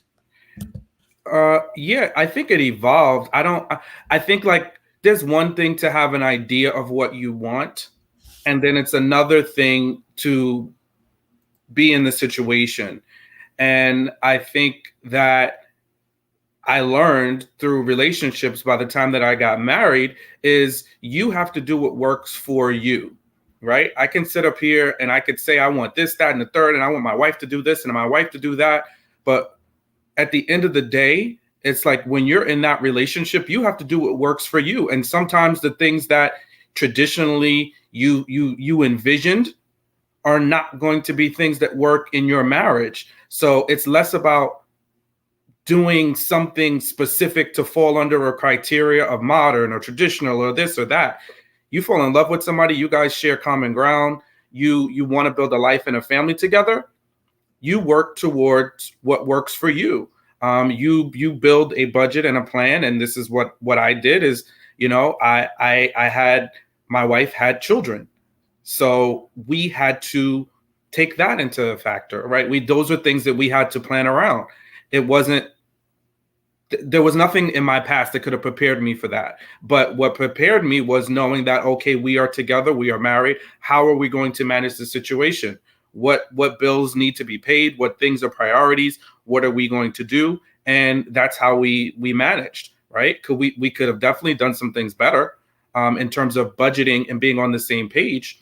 But my wife was also she was a working professional, not making more than me. Not that that matters, but she didn't make more than me, but she was a working professional, had her own bills and things. So there were certain things that just were not part of our household expenses, right? Because those were things that she brought into the marriage, be it student loans from, masters and things like that. That's not something I'm necessarily paying for, right? That's something you acquired. That's an expense that you have. That's not part of our household budget. And these are things that we talked about. It wasn't an argument. It was more of like, okay, this is what I have going on. This is what's going to go here. This is what we need to take care of the household. This is based on what I make. I can contribute to the mortgage. And this is a conversation from me to her. Okay, so you can contribute that. That works well for you. Boom, done. I'll pick up the slack, the rest, right? And it wasn't a 50-50 split. And I didn't go into it expecting that. I knew that I would be paying more, but understanding that she has 2 kids, she's also professional and has a career, she's going to be contributing towards the finances of her household. That's just the reality. And then everything else kind of worked its way through there. What worked for her, what worked for me. We would talk about expenses that we had, things we wanted to do. things that were going to be a priority for the house. And that's how we navigated our financial structure. If I were to get married again, it's likely to be different because the scenario could be very different from the person that I'm in relationship with. So I think that's how it should be. You can have your ideals and they're all great, but you need to learn how to work together in the relationship with the person that you are with. And I'll end on the fact that I think a lot of these ideals, these terms, Dusty, men needing to do this, women needing to do that, a lot of this stuff is keeping us out of relationships because we have all of this criteria and we're missing the quality of the person that we're supposed to be in relationship with. And that part is being missed because I have all these blocks and barriers before I even get to you, because you got to look like this, you got to fit like this, right? So I just think like that's why I object to the Dusty term, the narrative, because it's like, where are we going with this? How is this helping anybody? What is this doing other than minimizing somebody, a way to disrespect men? And then it's a moving target because the definition still is not clear. And it moves and ebbs and flows depending on how a woman, in with this word, wants to describe a man that she doesn't like. Oh, you're on mute, Crystal. And I agree with you. That's why I wanted to bring up the topic tonight, because I had gotten into this debate with my fellow YouTuber. Like, what is this Dusty? What does that mean? Like, is he a Dusty because he doesn't make as much as she is, or what is because his clothes aren't like hers and he doesn't want to shop 5 times a year? What does that mean? And because he doesn't have a job that's bringing in all kinds of money, but she does, like, why is he considered a Dusty? Why is he considered that he's less than? I'll be honest, I'll say it. And somebody said to me earlier, don't say less than, or this woman's less than. But honestly, because of these nomenclatures, that's what people are considering each other as, less than. So I will agree with you on that. To your point, what you were saying earlier about we're not considering the person, and statistics are showing that more black families are talking to their kids sooner about money. White families, they'll only talk to their kids about money if they ask, if my child asks about money. But black families are talking to their children about money younger and younger. And as you just said, it really depends on the person and if we can have a discussion in our marriage, in our relationship. But I do want to go to Onu, Dr. O, if you can, if you're still there. And I do want to I'm talk still about your here. money story. Okay, good. So your money story, now that you're going through residency, do you think that your money story as a child, seeing your parents work through money, do you think that affected you as an adult? Affected as in, Had an effect on how you looked at money, like me? uh, I think so. Yeah. My parents pretty much told me like, focus in school, try to find, be good in school to order to go to college, in order to get a high paying job and career. And like I kind of feel like yeah, I took the advice, but again, I guess the pitfalls to that is they kind of didn't teach me, I guess, what to expect from like relationship or an emotional response. I mean, it's one thing to make a ton of money, but it's another thing to try to find happiness and well content. And I guess now it's like, even though I kind of reach a point where I'll be financially secured, it's just like there's more to life than just earning a paycheck or earning a salary. I mean, there's a whole world to explore, to exhibit. There's life to days to be lived with other people. There's children, stuff to grow apart. It's just like, how do you find and equate those things into your life? And I guess that's one of the things that I'm looking more into now. So now I want to ask Eric the same question. So your money story as a child, like how your parents related to money and what they showed you as a child, you know, yeah, growing up. did that affect you in how you looked at money today and how you make your money now? Yeah, I mean, I think, of course, I think how we all was raised, and for me specifically, uh, s- when I got older, I had to learn a lot of that on my own because some of the folks back in the day they just didn't know. So you can't really, I don't think you really can blame them because they only did the best they possibly could. You know what I'm saying? So for me, I had to learn it as I got older and I got mentors, being in the right environment, going to events and paying for classes to learn about finances, stock, mutual funds, and all that great stuff like that. But I think it does impact you uh, in many different ways. And for me, I had to, as I got older, I had to learn it for myself. So, did that affect you in how you dealt with it in a relationship? How you dated women? You know, Absolutely. and Yeah, absolutely. When you're younger, when I was younger, I was very not as conscious about budgeting and when it came to my money and different things. It's like when you're younger, you're just splurging and having a good time because you wasn't taught that as a kid. I think if you're young and you had a father or a mother who sat you down and taught you about budgeting, hey, you shouldn't spend all your money. You should save a little bit here. You should invest a little bit here. You should do it. Yeah, if you had, I feel like getting that at a young age would impact when you get into a relationship. But if you haven't gotten that information, you're going to spend your money differently. So absolutely, it does impact your relationship. And for me, I went through those stages, and then as I started getting mentors and other people who didn't mind helping me and showing me different things and taking classes, as I got in other relationship, it changed.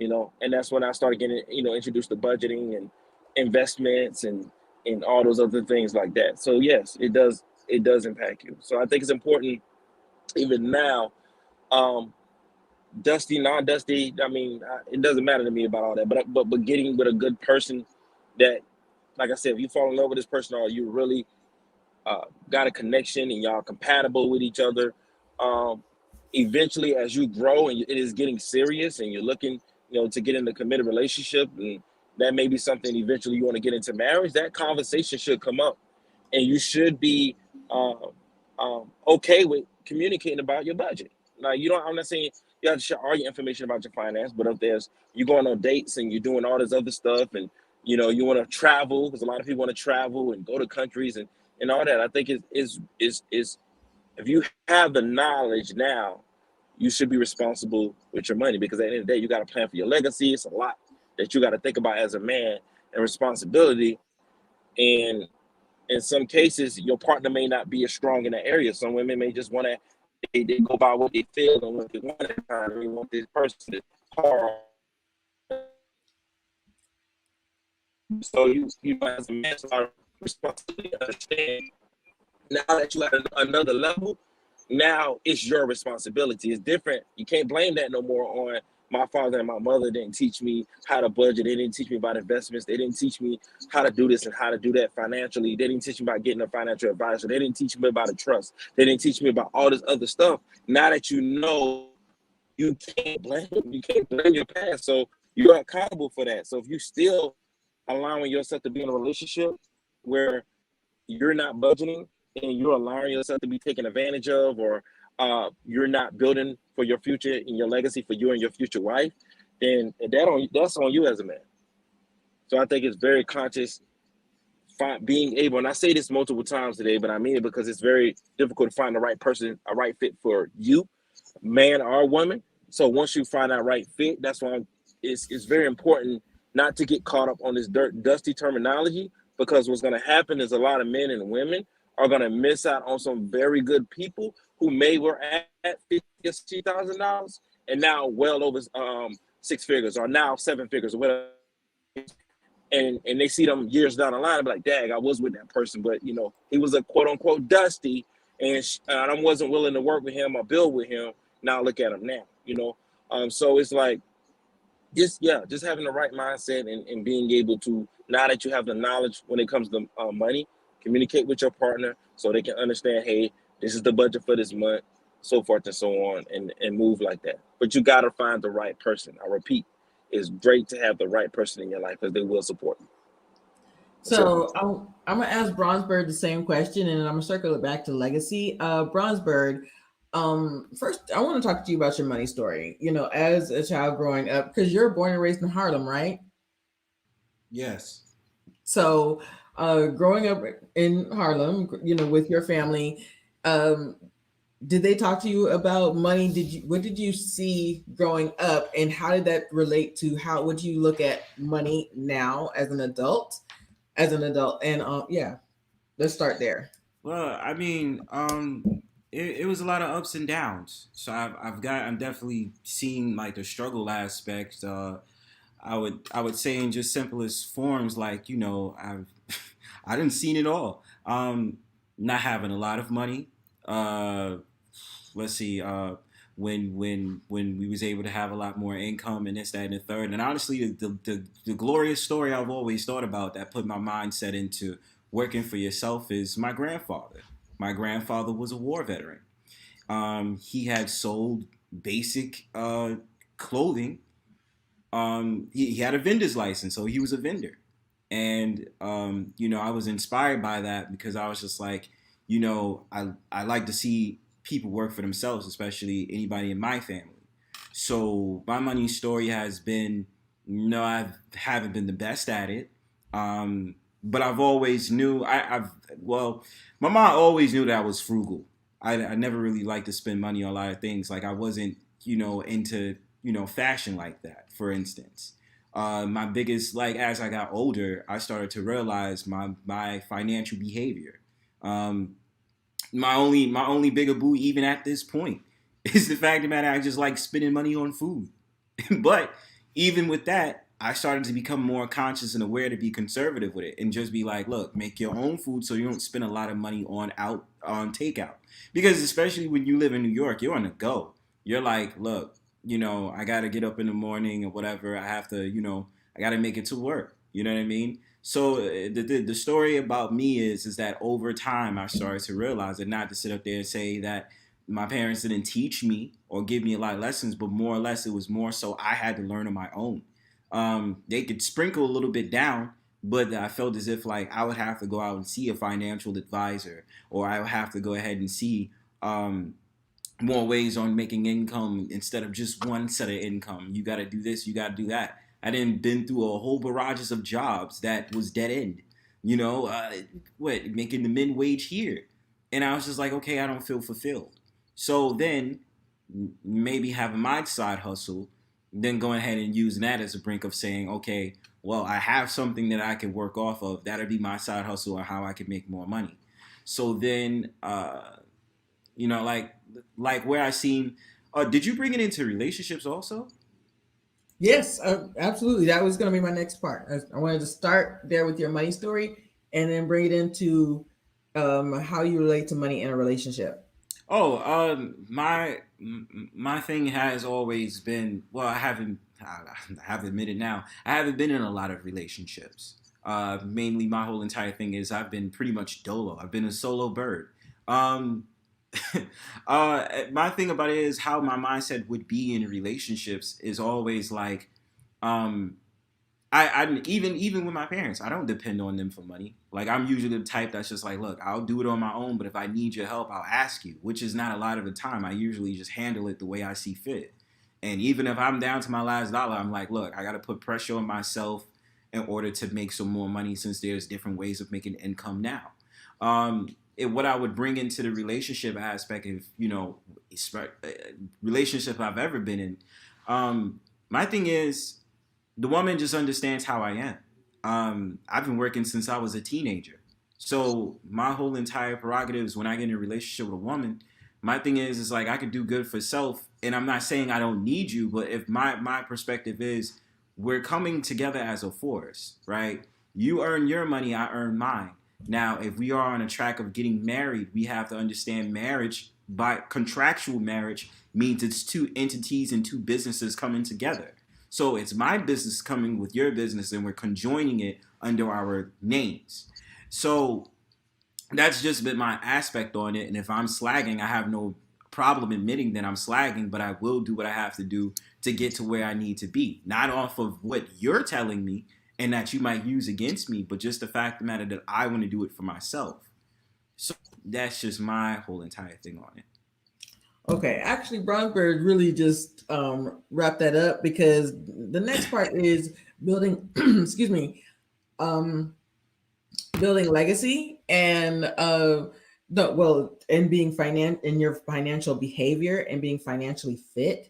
So I want to go to Onu first, and then Sean. So Onu, so when it comes to legacy, what does that look like? And being yeah, what does that look like? And being financially fit in your eyes. Onu, we lost Onu. Go ahead, Sean, and then when Onu comes back, we'll get him. So I think financially fit means to me is that prior to us being together, you're able to take care of your bills and expenses, right? You have some type of savings and a savings plan in place for yourself. Um, yeah, at our age, 30s, 40s, you should have some retirement, 401k, IRAs. That would be the expectation, that you have done some work up to this point to, you know, be in a position to take care of yourself. Okay. That's what I think. And obviously the same for me. Same. And, the ability to be able to carry the weight of the household, because I do want children. So, when we have children, that I'm able to carry any additional expenses that come along with that. Plus, if there's additional time that, my wife may want to take off outside of the normal maternity leave, that I'm able to cover that gap. So that would be my. So while she's on maternity leave, and what if she wants to stay home for the next like 2 years? You're gonna make sure and cover that gap? I get that it's a conversation, but you would want to try to cover that gap. Yeah, no, if that's what she wanted, I would want, like, and we, that would obviously be a conversation before, right? We do have kids, that, okay, so if we're going to do this and you want to stay home for 2 years, then I know what we need to do. We need to, save a certain way, kind of tweak our budget a little bit. And then, I'll be able to also step in and cover that gap if that's what, she wanted to do. So Eric, and then we'll end it with Bronsberg, because something that Bronsberg just said was really cool. But Eric, building the legacy and being financially fit, what does that look like to you? Yeah, building a legacy and being financially fit. Yeah, now In your relationship and marriage. I think it's very important. I think even so, where if you're single or in your singleness, I think you're preparing at that time as well. I don't think you're just preparing when you get into a relationship with a woman, or now that you're married, or whatever the case may be. I think as a man, um, you start preparing in your singleness, especially if you're looking at eventually getting married, and that's something on your agenda down the road, a year, 2 year, 3 year, whatever it may be. I think setting aside money, savings, investments. If you're working for a company, the 401k plan, they have different versions of the 401k plan. Just looking at that, if you want it before tax, after tax, and then those who may own businesses as well. Just whatever it is, just make sure you invest and set goals, financial goals for yourself. So if I want a wife, then if uh, it's going to take around X amount of dollars, then you save and you invest for that. If you know you at least want one child, then you start working towards saving and invest for that. If you say you want 3 children, which is a lot more, then you got to save and invest for that. And I think it's just, we could talk about this all night, because there's so much you got to look at and responsibility as a man to make sure that you're taken care of, to set your financial goals, because if you're going to have kids, they're going to eventually, you want them to go to college. So you got to create that fund, and eventually, and so forth and so on. But just making sure before, like, if you're going to get to start dating, or you're looking to eventually get married, start setting financial goals now. Get a financial advisor now. Look at investment. Make sure you're doing investments now. Make sure you're doing saving and all that great stuff. So I think um, even if you're not in a relationship, start, or if you're in a relationship, make sure you both are communicating about what you both want in the goals that you want to hit financially, and then start working towards that. So if you do, for me, like I said, I want my wife to probably stay home 1 year, 2 year, 3 year. It depends on the conversation that we have in our household. But of course, that's common sense. I'm going to have to prepare for that to make sure that she's well taken care of, to be at home with our legacy, which is our child. So that's what I think.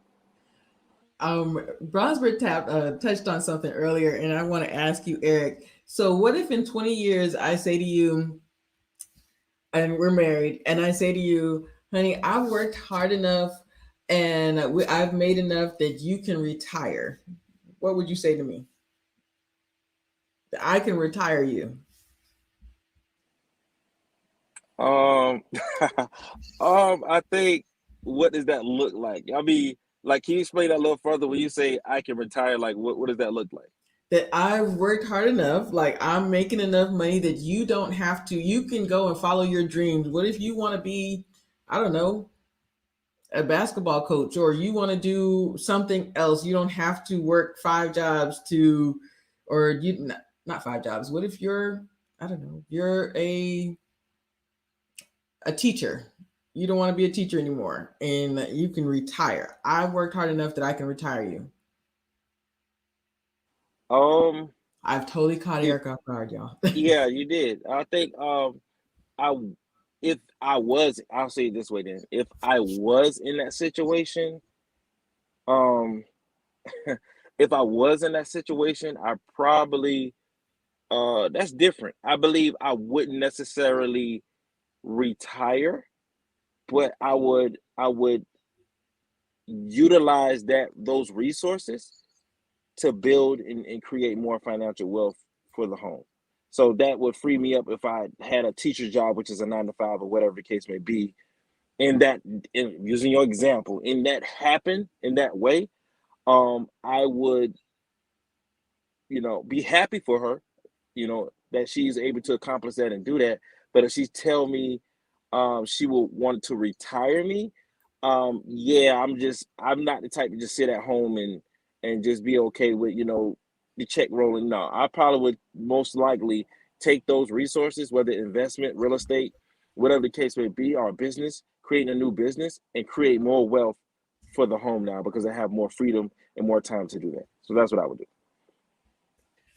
Sean, I'm going to ask you the same question before I go to Brownsburg. If I came to you in 20 years from now and said, okay, Sean, I've made enough that I'm going to retire you. And as you know, like that may mean you don't have to work with the bank anymore. You can go and follow your dreams. What would you say to me? What do you think? It's a no for me. Really? Yeah. Yeah, no, it's a no for me. You would stay with the bank. Okay. Why? I Okay. mean, I might not stay with the bank. I might do something else. I just think I don't one again, I know that when that terminology refers to Tabitha and her husband and a commitment that they made, and he is in a career and a profession that being a police officer for the LAPD, his life is at risk. So I think that is 100% great that he made the sacrifice, did what he needed to do to take care of his family, and now that she is financially doing well, can afford to have him leave that job. So I think that works great for them. For me, that would be a no. I don't want or need to be retired.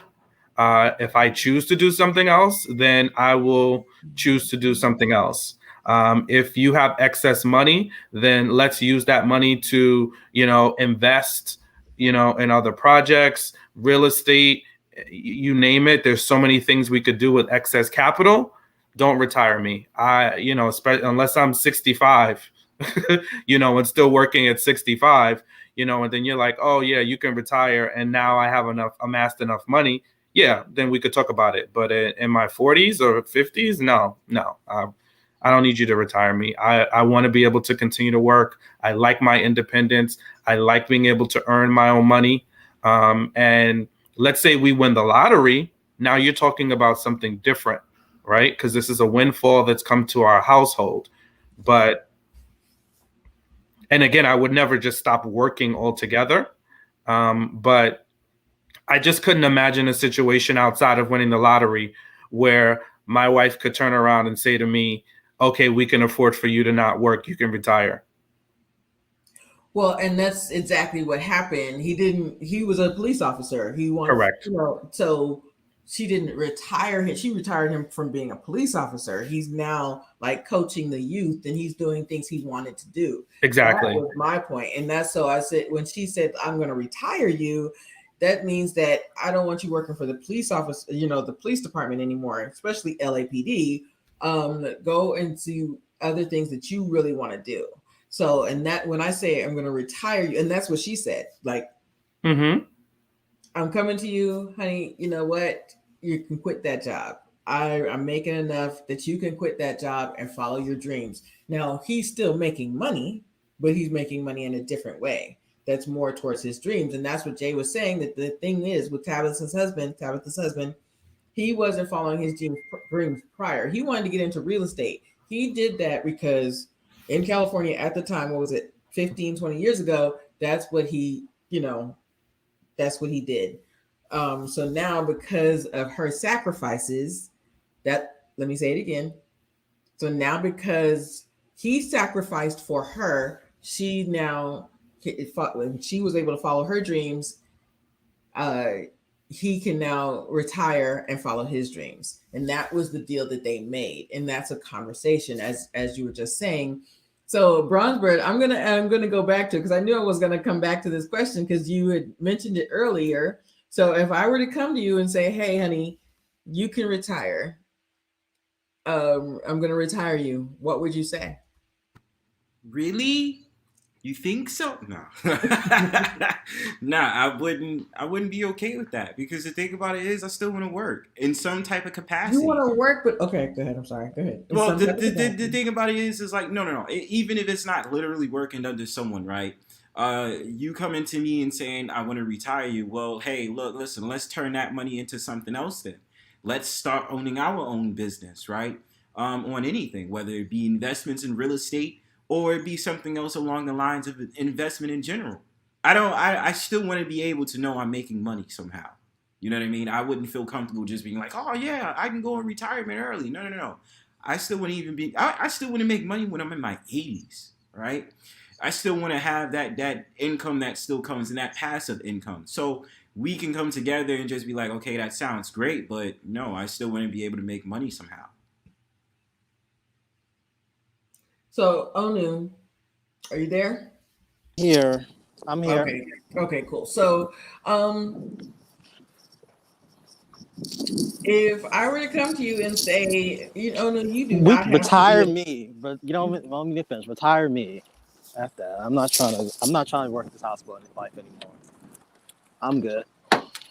okay. So see, you guys see this. That's why that there's such a debate on this, because it's not necessarily retiring her man. I'm not necessarily retiring my man. I'm just we worked hard enough that we don't have to work for the man anymore. We can follow our dreams and make whatever we dream for make money.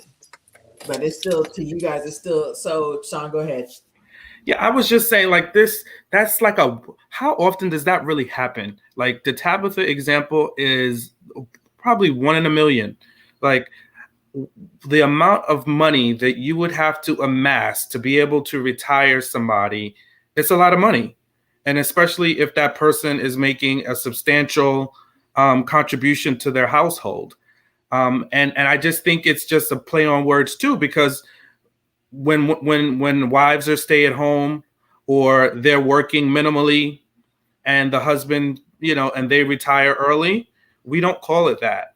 And I think just the mere inference that you're being retired by your wife carries a stigma and a weight with it. So most people most men, and not all, of course, obviously Ono, I don't know if that was just joking or seriousness, but there are men that would not be opposed to that. And as I stated in my initial answer, I understood why Tabitha and her husband Chance did that, because he is in a dangerous profession, right? If I was in a profession that I took the sacrifices and was putting my life on the line every day going to work, and I had the opportunity to be retired from that job, heck yeah, I want to be retired from a job where every day I could be killed or every day I'm putting my life on the line.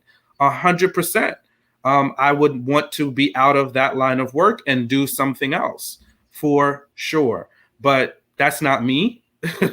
I don't risk my life when I go to work, and there are other things that I would like to pursue full time, sure, but I would not stop working to do them, only if we got a windfall. You won the lottery, a 7-figure lottery, because you have to have that much money to make it make sense, because money comes and money goes. So let's say you win the lottery for $500,000. It's not enough for me to quit my job. That's not gonna. How long is that gonna last me? That's not gonna last me into 20, 30, 40 years. No, it's not. By the time you pay taxes and you take care of living expenses, that money will be gone. So that money can be used in other places. Now, if again we win the lottery and we're talking 7-figure, 8-figure sums, yes, that money can now work for you. But at the end of the day, again, and I live in New York, so it's also relative. Perhaps if somebody lives in another state where the cost of living is much less, there are things that they can do with less money. But for me, living in New York and likely staying in a major city for the rest of, what I see to be my life, whether it's here or another major city within the United States, I just don't see that as a reality for me. So, okay. So Bronzebird, let's go back to you real quick, because you'd mentioned legacy and coming together as a force. So I really want to know, what does legacy look like to you, and what does financially fit look like to you inside of a relationship? I had to pause for a minute. I was trying to regroup my thoughts. Um, let's see. I mean, legacy, I would think is, uh, um, I don't, because first thing that comes to mind is like passing down the legacy on to your offspring, or if you, and then, but you have to take into account also those who don't want to have an offspring. So I would think it's income, no matter what, is always going to be there, no matter what, between you and your partner, right? Financially fit is being able to maneuver around wherever you want, because you don't have to worry about being in being pigeonholed in a position where you can't, do what you like. Because I think I think a lot of people in America, right? I think their main problem is that, you know, everything has to be reliant on a paycheck to paycheck, right? And therefore, that money makes you feel like you have to budget in order for survival instincts, not for your happiness instincts, but survival instincts. And so, what I started to learn over time is you make money work for you. You don't work for money, right? When you get there, the whole entire point is, if you know you're good at a craft, use that to your availability and then make money off of it. It's so inspiring when I see people every day, they post up stuff on that site Fiverr, and they're offering their services to people who need it, because they know that the specialties that they have will land them in a spot where they can make income off of something they want to do. Not because they're pigeonholed, they have to do it because they want to do it. So I can mainly go off of the strength of being financially fit. That's the main thing that I can go off of. Offspring, the other point is, I can only think of offspring or working together to know that the main business you had or something you did to make money by yourself is always going to keep coming in, because that's something you mark down and that's yours. Whether it be your own restaurant, or if you're in an artistic field, like you make your own book, or you do things like do films for a living, music, or something along the lines of that, or make your own website, or you're a web designer for someone, something along that lines. So, okay, so something that's going to inspire you, something that's building. So that's what would build your legacy for your next step in your future offspring. Yes. Okay, so this I want to end it on this because something you just said is so interesting. This survival mindset, and I feel like for years as Black people, we kind of fall into this survival mindset, financial survival mindset. That I gotta like keep pushing this survival mindset. Eric, what do you think of that? Do some Black men have this issue of having a survival mind, just survival mindset? Um, that's a good question. We've lost him. Sean, go ahead, and then we'll I circle back. don't like know Oh, the status or numbers for us, uh-huh. those that do. But I think it's important to not have that struggle mindset, and basically you're saying living check to check, correct? Mm-hmm. Yeah. Now I think if a man is, because I think at some point in life, because we all were young and we growed up, we all went through that thing. I have when I was young. I mean, 19, 20, going to college and trying to figure things out. Didn't have as much money, so I understand the struggle. I think it's not a necessarily a bad thing, and I say that to say if you're trying to do better, and if you're trying to do better, it's sometime, and everybody's different. If you go through that and you're doing better, and you get to a point where you are doing well in life, I think in some cases it's good to reflect back on, hey, this I went through the struggle, but I'm not here anymore.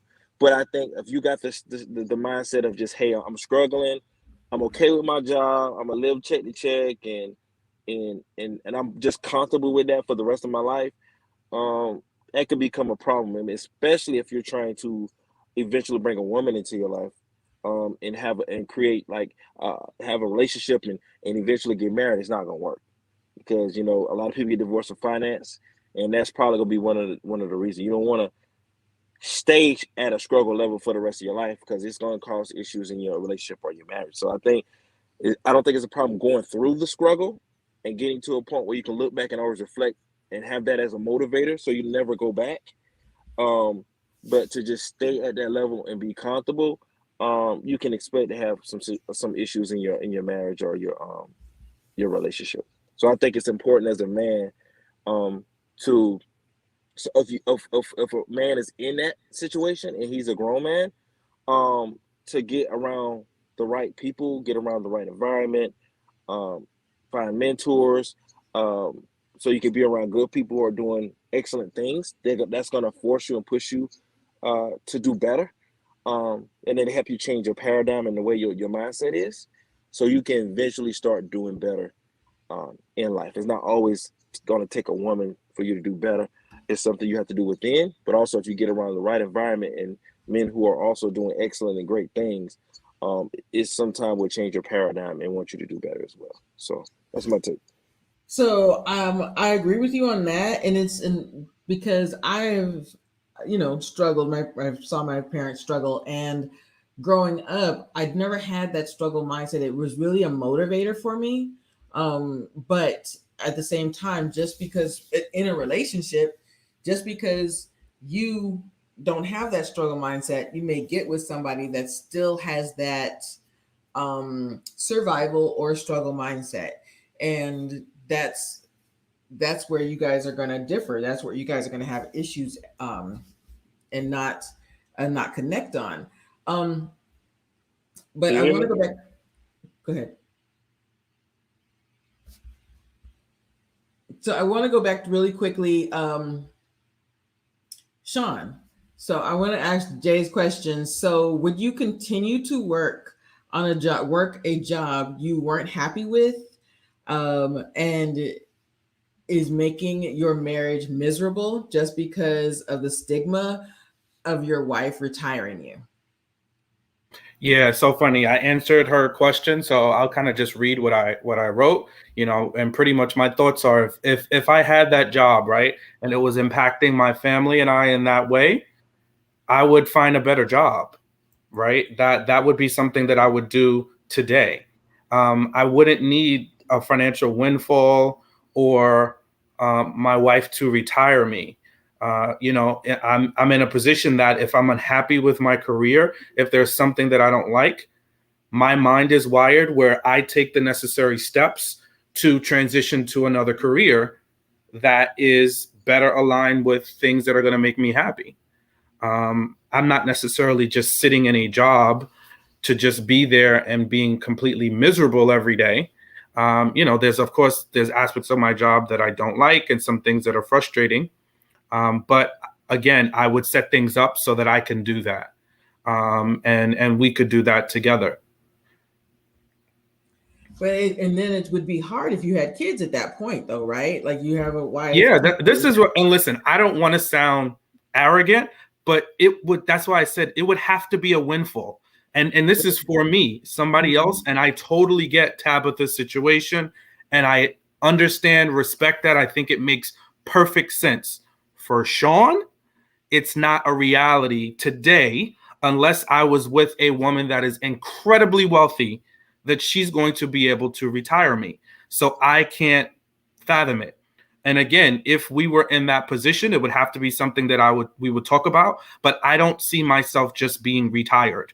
I would pick another career, go in another lane, do something else. It just is not the way my mind works. It does not work in the way where I'm like, okay, my wife can do this. Let her retire me, and we just go off and be happy in Merry Maryland. It just that notion, I couldn't. It just doesn't jibe with me. Someone else, it works for them. That's great, and I'm a big proponent. Do what works for you. And I also know that finances do ebb and flow in relationships. Right. So sometimes they do. For me, in the station that I'm in life, where I live, what it will take to live now, not just with me, now with my wife, and if we have children, God willing, it's going to take a lot of money to replace that. So I would be interested to see what that scenario was, how she acquired that money, however she did it. Let's see. If she got a windfall, we talk about it, but highly unlikely for me. Because the truth is, as Bronford was saying, you have a grandfather. He had a grandfather that he saw that was an entrepreneur and was doing things, so you could see that. But a lot of times we don't have that. Just like you said, there's no way that you could fathom just a windfall of money coming in your lap, so you can't see it. We couldn't see, we had parents that some parents couldn't see past the next check, and some parents could. So a lot of times we don't see that entrepreneurship. We don't see that doing for ourselves. We don't, when you struggle so much as a child, and then you maybe as an adult, you get with somebody that is also used to struggling. So you're constantly not seeing the journey. And then you're constantly having to fight for, okay, what's next? And you're constantly fighting unhappiness. So when that's survival and struggle, that struggle mindset, I think that is something that is burdening a lot of Black people. So let's take it back to finances. So if you did get with somebody that was working and they had that struggle mindset, you would just say, just get another job. I'm still with you, Sean. So somebody else that you, I guess I interpret the struggle mindset. I guess when you say the struggle mindset, I interpret that differently. Like, I think like that's people who just struggle financially, and they accept that financial struggle as a way of life and don't progress in the sense of financially doing better for themselves. That's actually what I think too. That's how I figure it. There's, in growing up, my parents were get a good job, get good benefits. That's right. It. My father was in the military. That's it. They didn't see anything more than that. That's what you did. You worked one job for 20, and so they didn't see more than that. So some families, that's all they knew was paycheck to paycheck. Correct. So if, like you just said, and me, I wasn't like that. I was like, if I'm not happy in this job and it's just going downhill, I'm going to have to get another job. I have to make myself happy. But if you get with somebody that's in that other mindset and who wants to be, let's say it, a thousandaire, but you want to be a millionaire, how do you deal with that? I mean, I don't necessarily. I guess I don't think of. I mean, and when he said it, I think even the thousandaire thing, he was like, "I'll take $200,000 or $300,000, right?" Um, and again, would I love to be a millionaire? Of course I would. Um, will I be? Maybe. But it's not like something I wake up and I'm like, I have to do that. Like if I'm not a millionaire, I haven't reached success. And the average person is not. So I don't think that we need to, like, struggle mindset doesn't mean that you're saying I don't need to be a millionaire, because the average person isn't a millionaire, right? So it's just being realistic. Now, if you are with someone that is not progressive in their thoughts, then yeah, you need to work towards that. You need to have conversations and get to the bottom of why they don't want to do different things, or why they are unwilling to sacrifice, or why they are feeling like they have to sacrifice and be in something, or how can we better plan? Because some people, it's just fear. They're like, oh my God, if I leave this job, I'm not going to have any money, and da da da da da. And they have all this fear built into their head of what the next steps are going to be. But I think it's navigating that conversation. And I had to do that. It's interestingly enough, I had this conversation, when I was married. We talked through this because my wife had a job that she was very unhappy in. And there was a moment in time where she wanted to just quit the job. We had just recently bought a home. We had my stepdaughter who was getting ready to go to college. It just was not the time to up and quit your job. Because you were not happy with this particular circumstance. What we did do was, let's work on your resume, and let's do some things strategic, and let's figure out a path to get you a better job. Let's dress up your LinkedIn profile. Let's put you in touch with recruiters, and let's come up with a strategy for how we get you from point A to point B. And we did that. She was angry. She wasn't thrilled. But within 2 to 3 months, she had another job, right? So it's about having the plan and working it out. And I think that's what we need to do, because no two people are going to think alike. That doesn't make the world go around. But it's like, how can you sit down, you communicate, how do we work through this? Let's get to the root cause of what the problem really is. And let's come up with a plan that's going to work for us. In some households, depending on what their situation was, it might have worked. It might have worked for one person to quit. But in our situation, it just didn't. And I know one thing to be true, especially being a manager, it's always better to get a job while you have a job, which is why I said that I would always leave that job while I'm in it, because I'm always better positioned to get another job while I'm currently employed. So that's the way my mind works. I agree with you. I think that the struggle mindset, and also just saying that somebody is less than, or because they are struggling, you don't know their background, you don't know what they've been through. So that's where I'm at with it. But I do think that a lot of us, as we go along, are still in that struggle mindset. And then we get with somebody else that may not be in that struggle mindset, or vice versa. So that's what I've been running into. And yeah, that's what it seems like to me. So that's where I really wanted to end it, you guys. Thank you guys so much. I really wanted to end it with men just being talking about men and financially fit, and kind of just putting a dead in this idea of dusty. I wasn't sure what somebody else is going to come with another name next year. So as we know, and that's right around the corner. So there'll always be some type of moniker for us, some type of calling somebody cheap or broke or less than. So we know that. But in saying that it's always changing, and they're always moving the needle. If he doesn't have a college degree, then he's a dusty. But so I'm gonna let everybody shout their black-owned business out. Go ahead, Brownsburg, you start. Oh, excuse me. Well, I'll just say my YouTube channel, Bronze Bird, as it states right here. I go ahead and I have my special streams. It might be one tonight. It's called Brownstone Powwow. Usually it's every weekend. Terms as businesses support Quelly TV if you want to go ahead and look at some black content. Um, I think there's another app you can download to get like black-owned businesses in your neighborhood to deliver food. I think it's called Black and Mobile. It's started by two brothers in Philly, so you can check that out. There's a couple of more I can't think of on the top of my head, but of course, just support it. That's all I can say. Thank you for having me. Go ahead, Sean.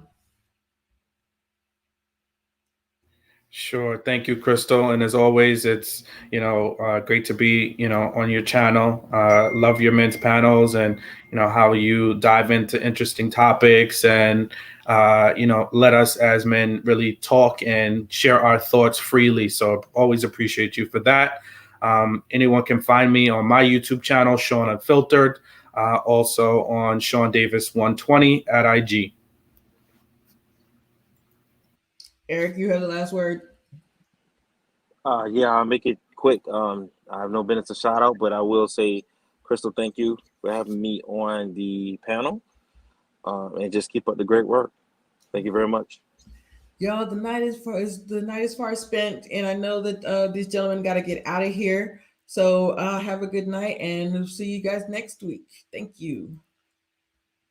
Please like, share, and subscribe. Subscribe to all my gentlemen as well.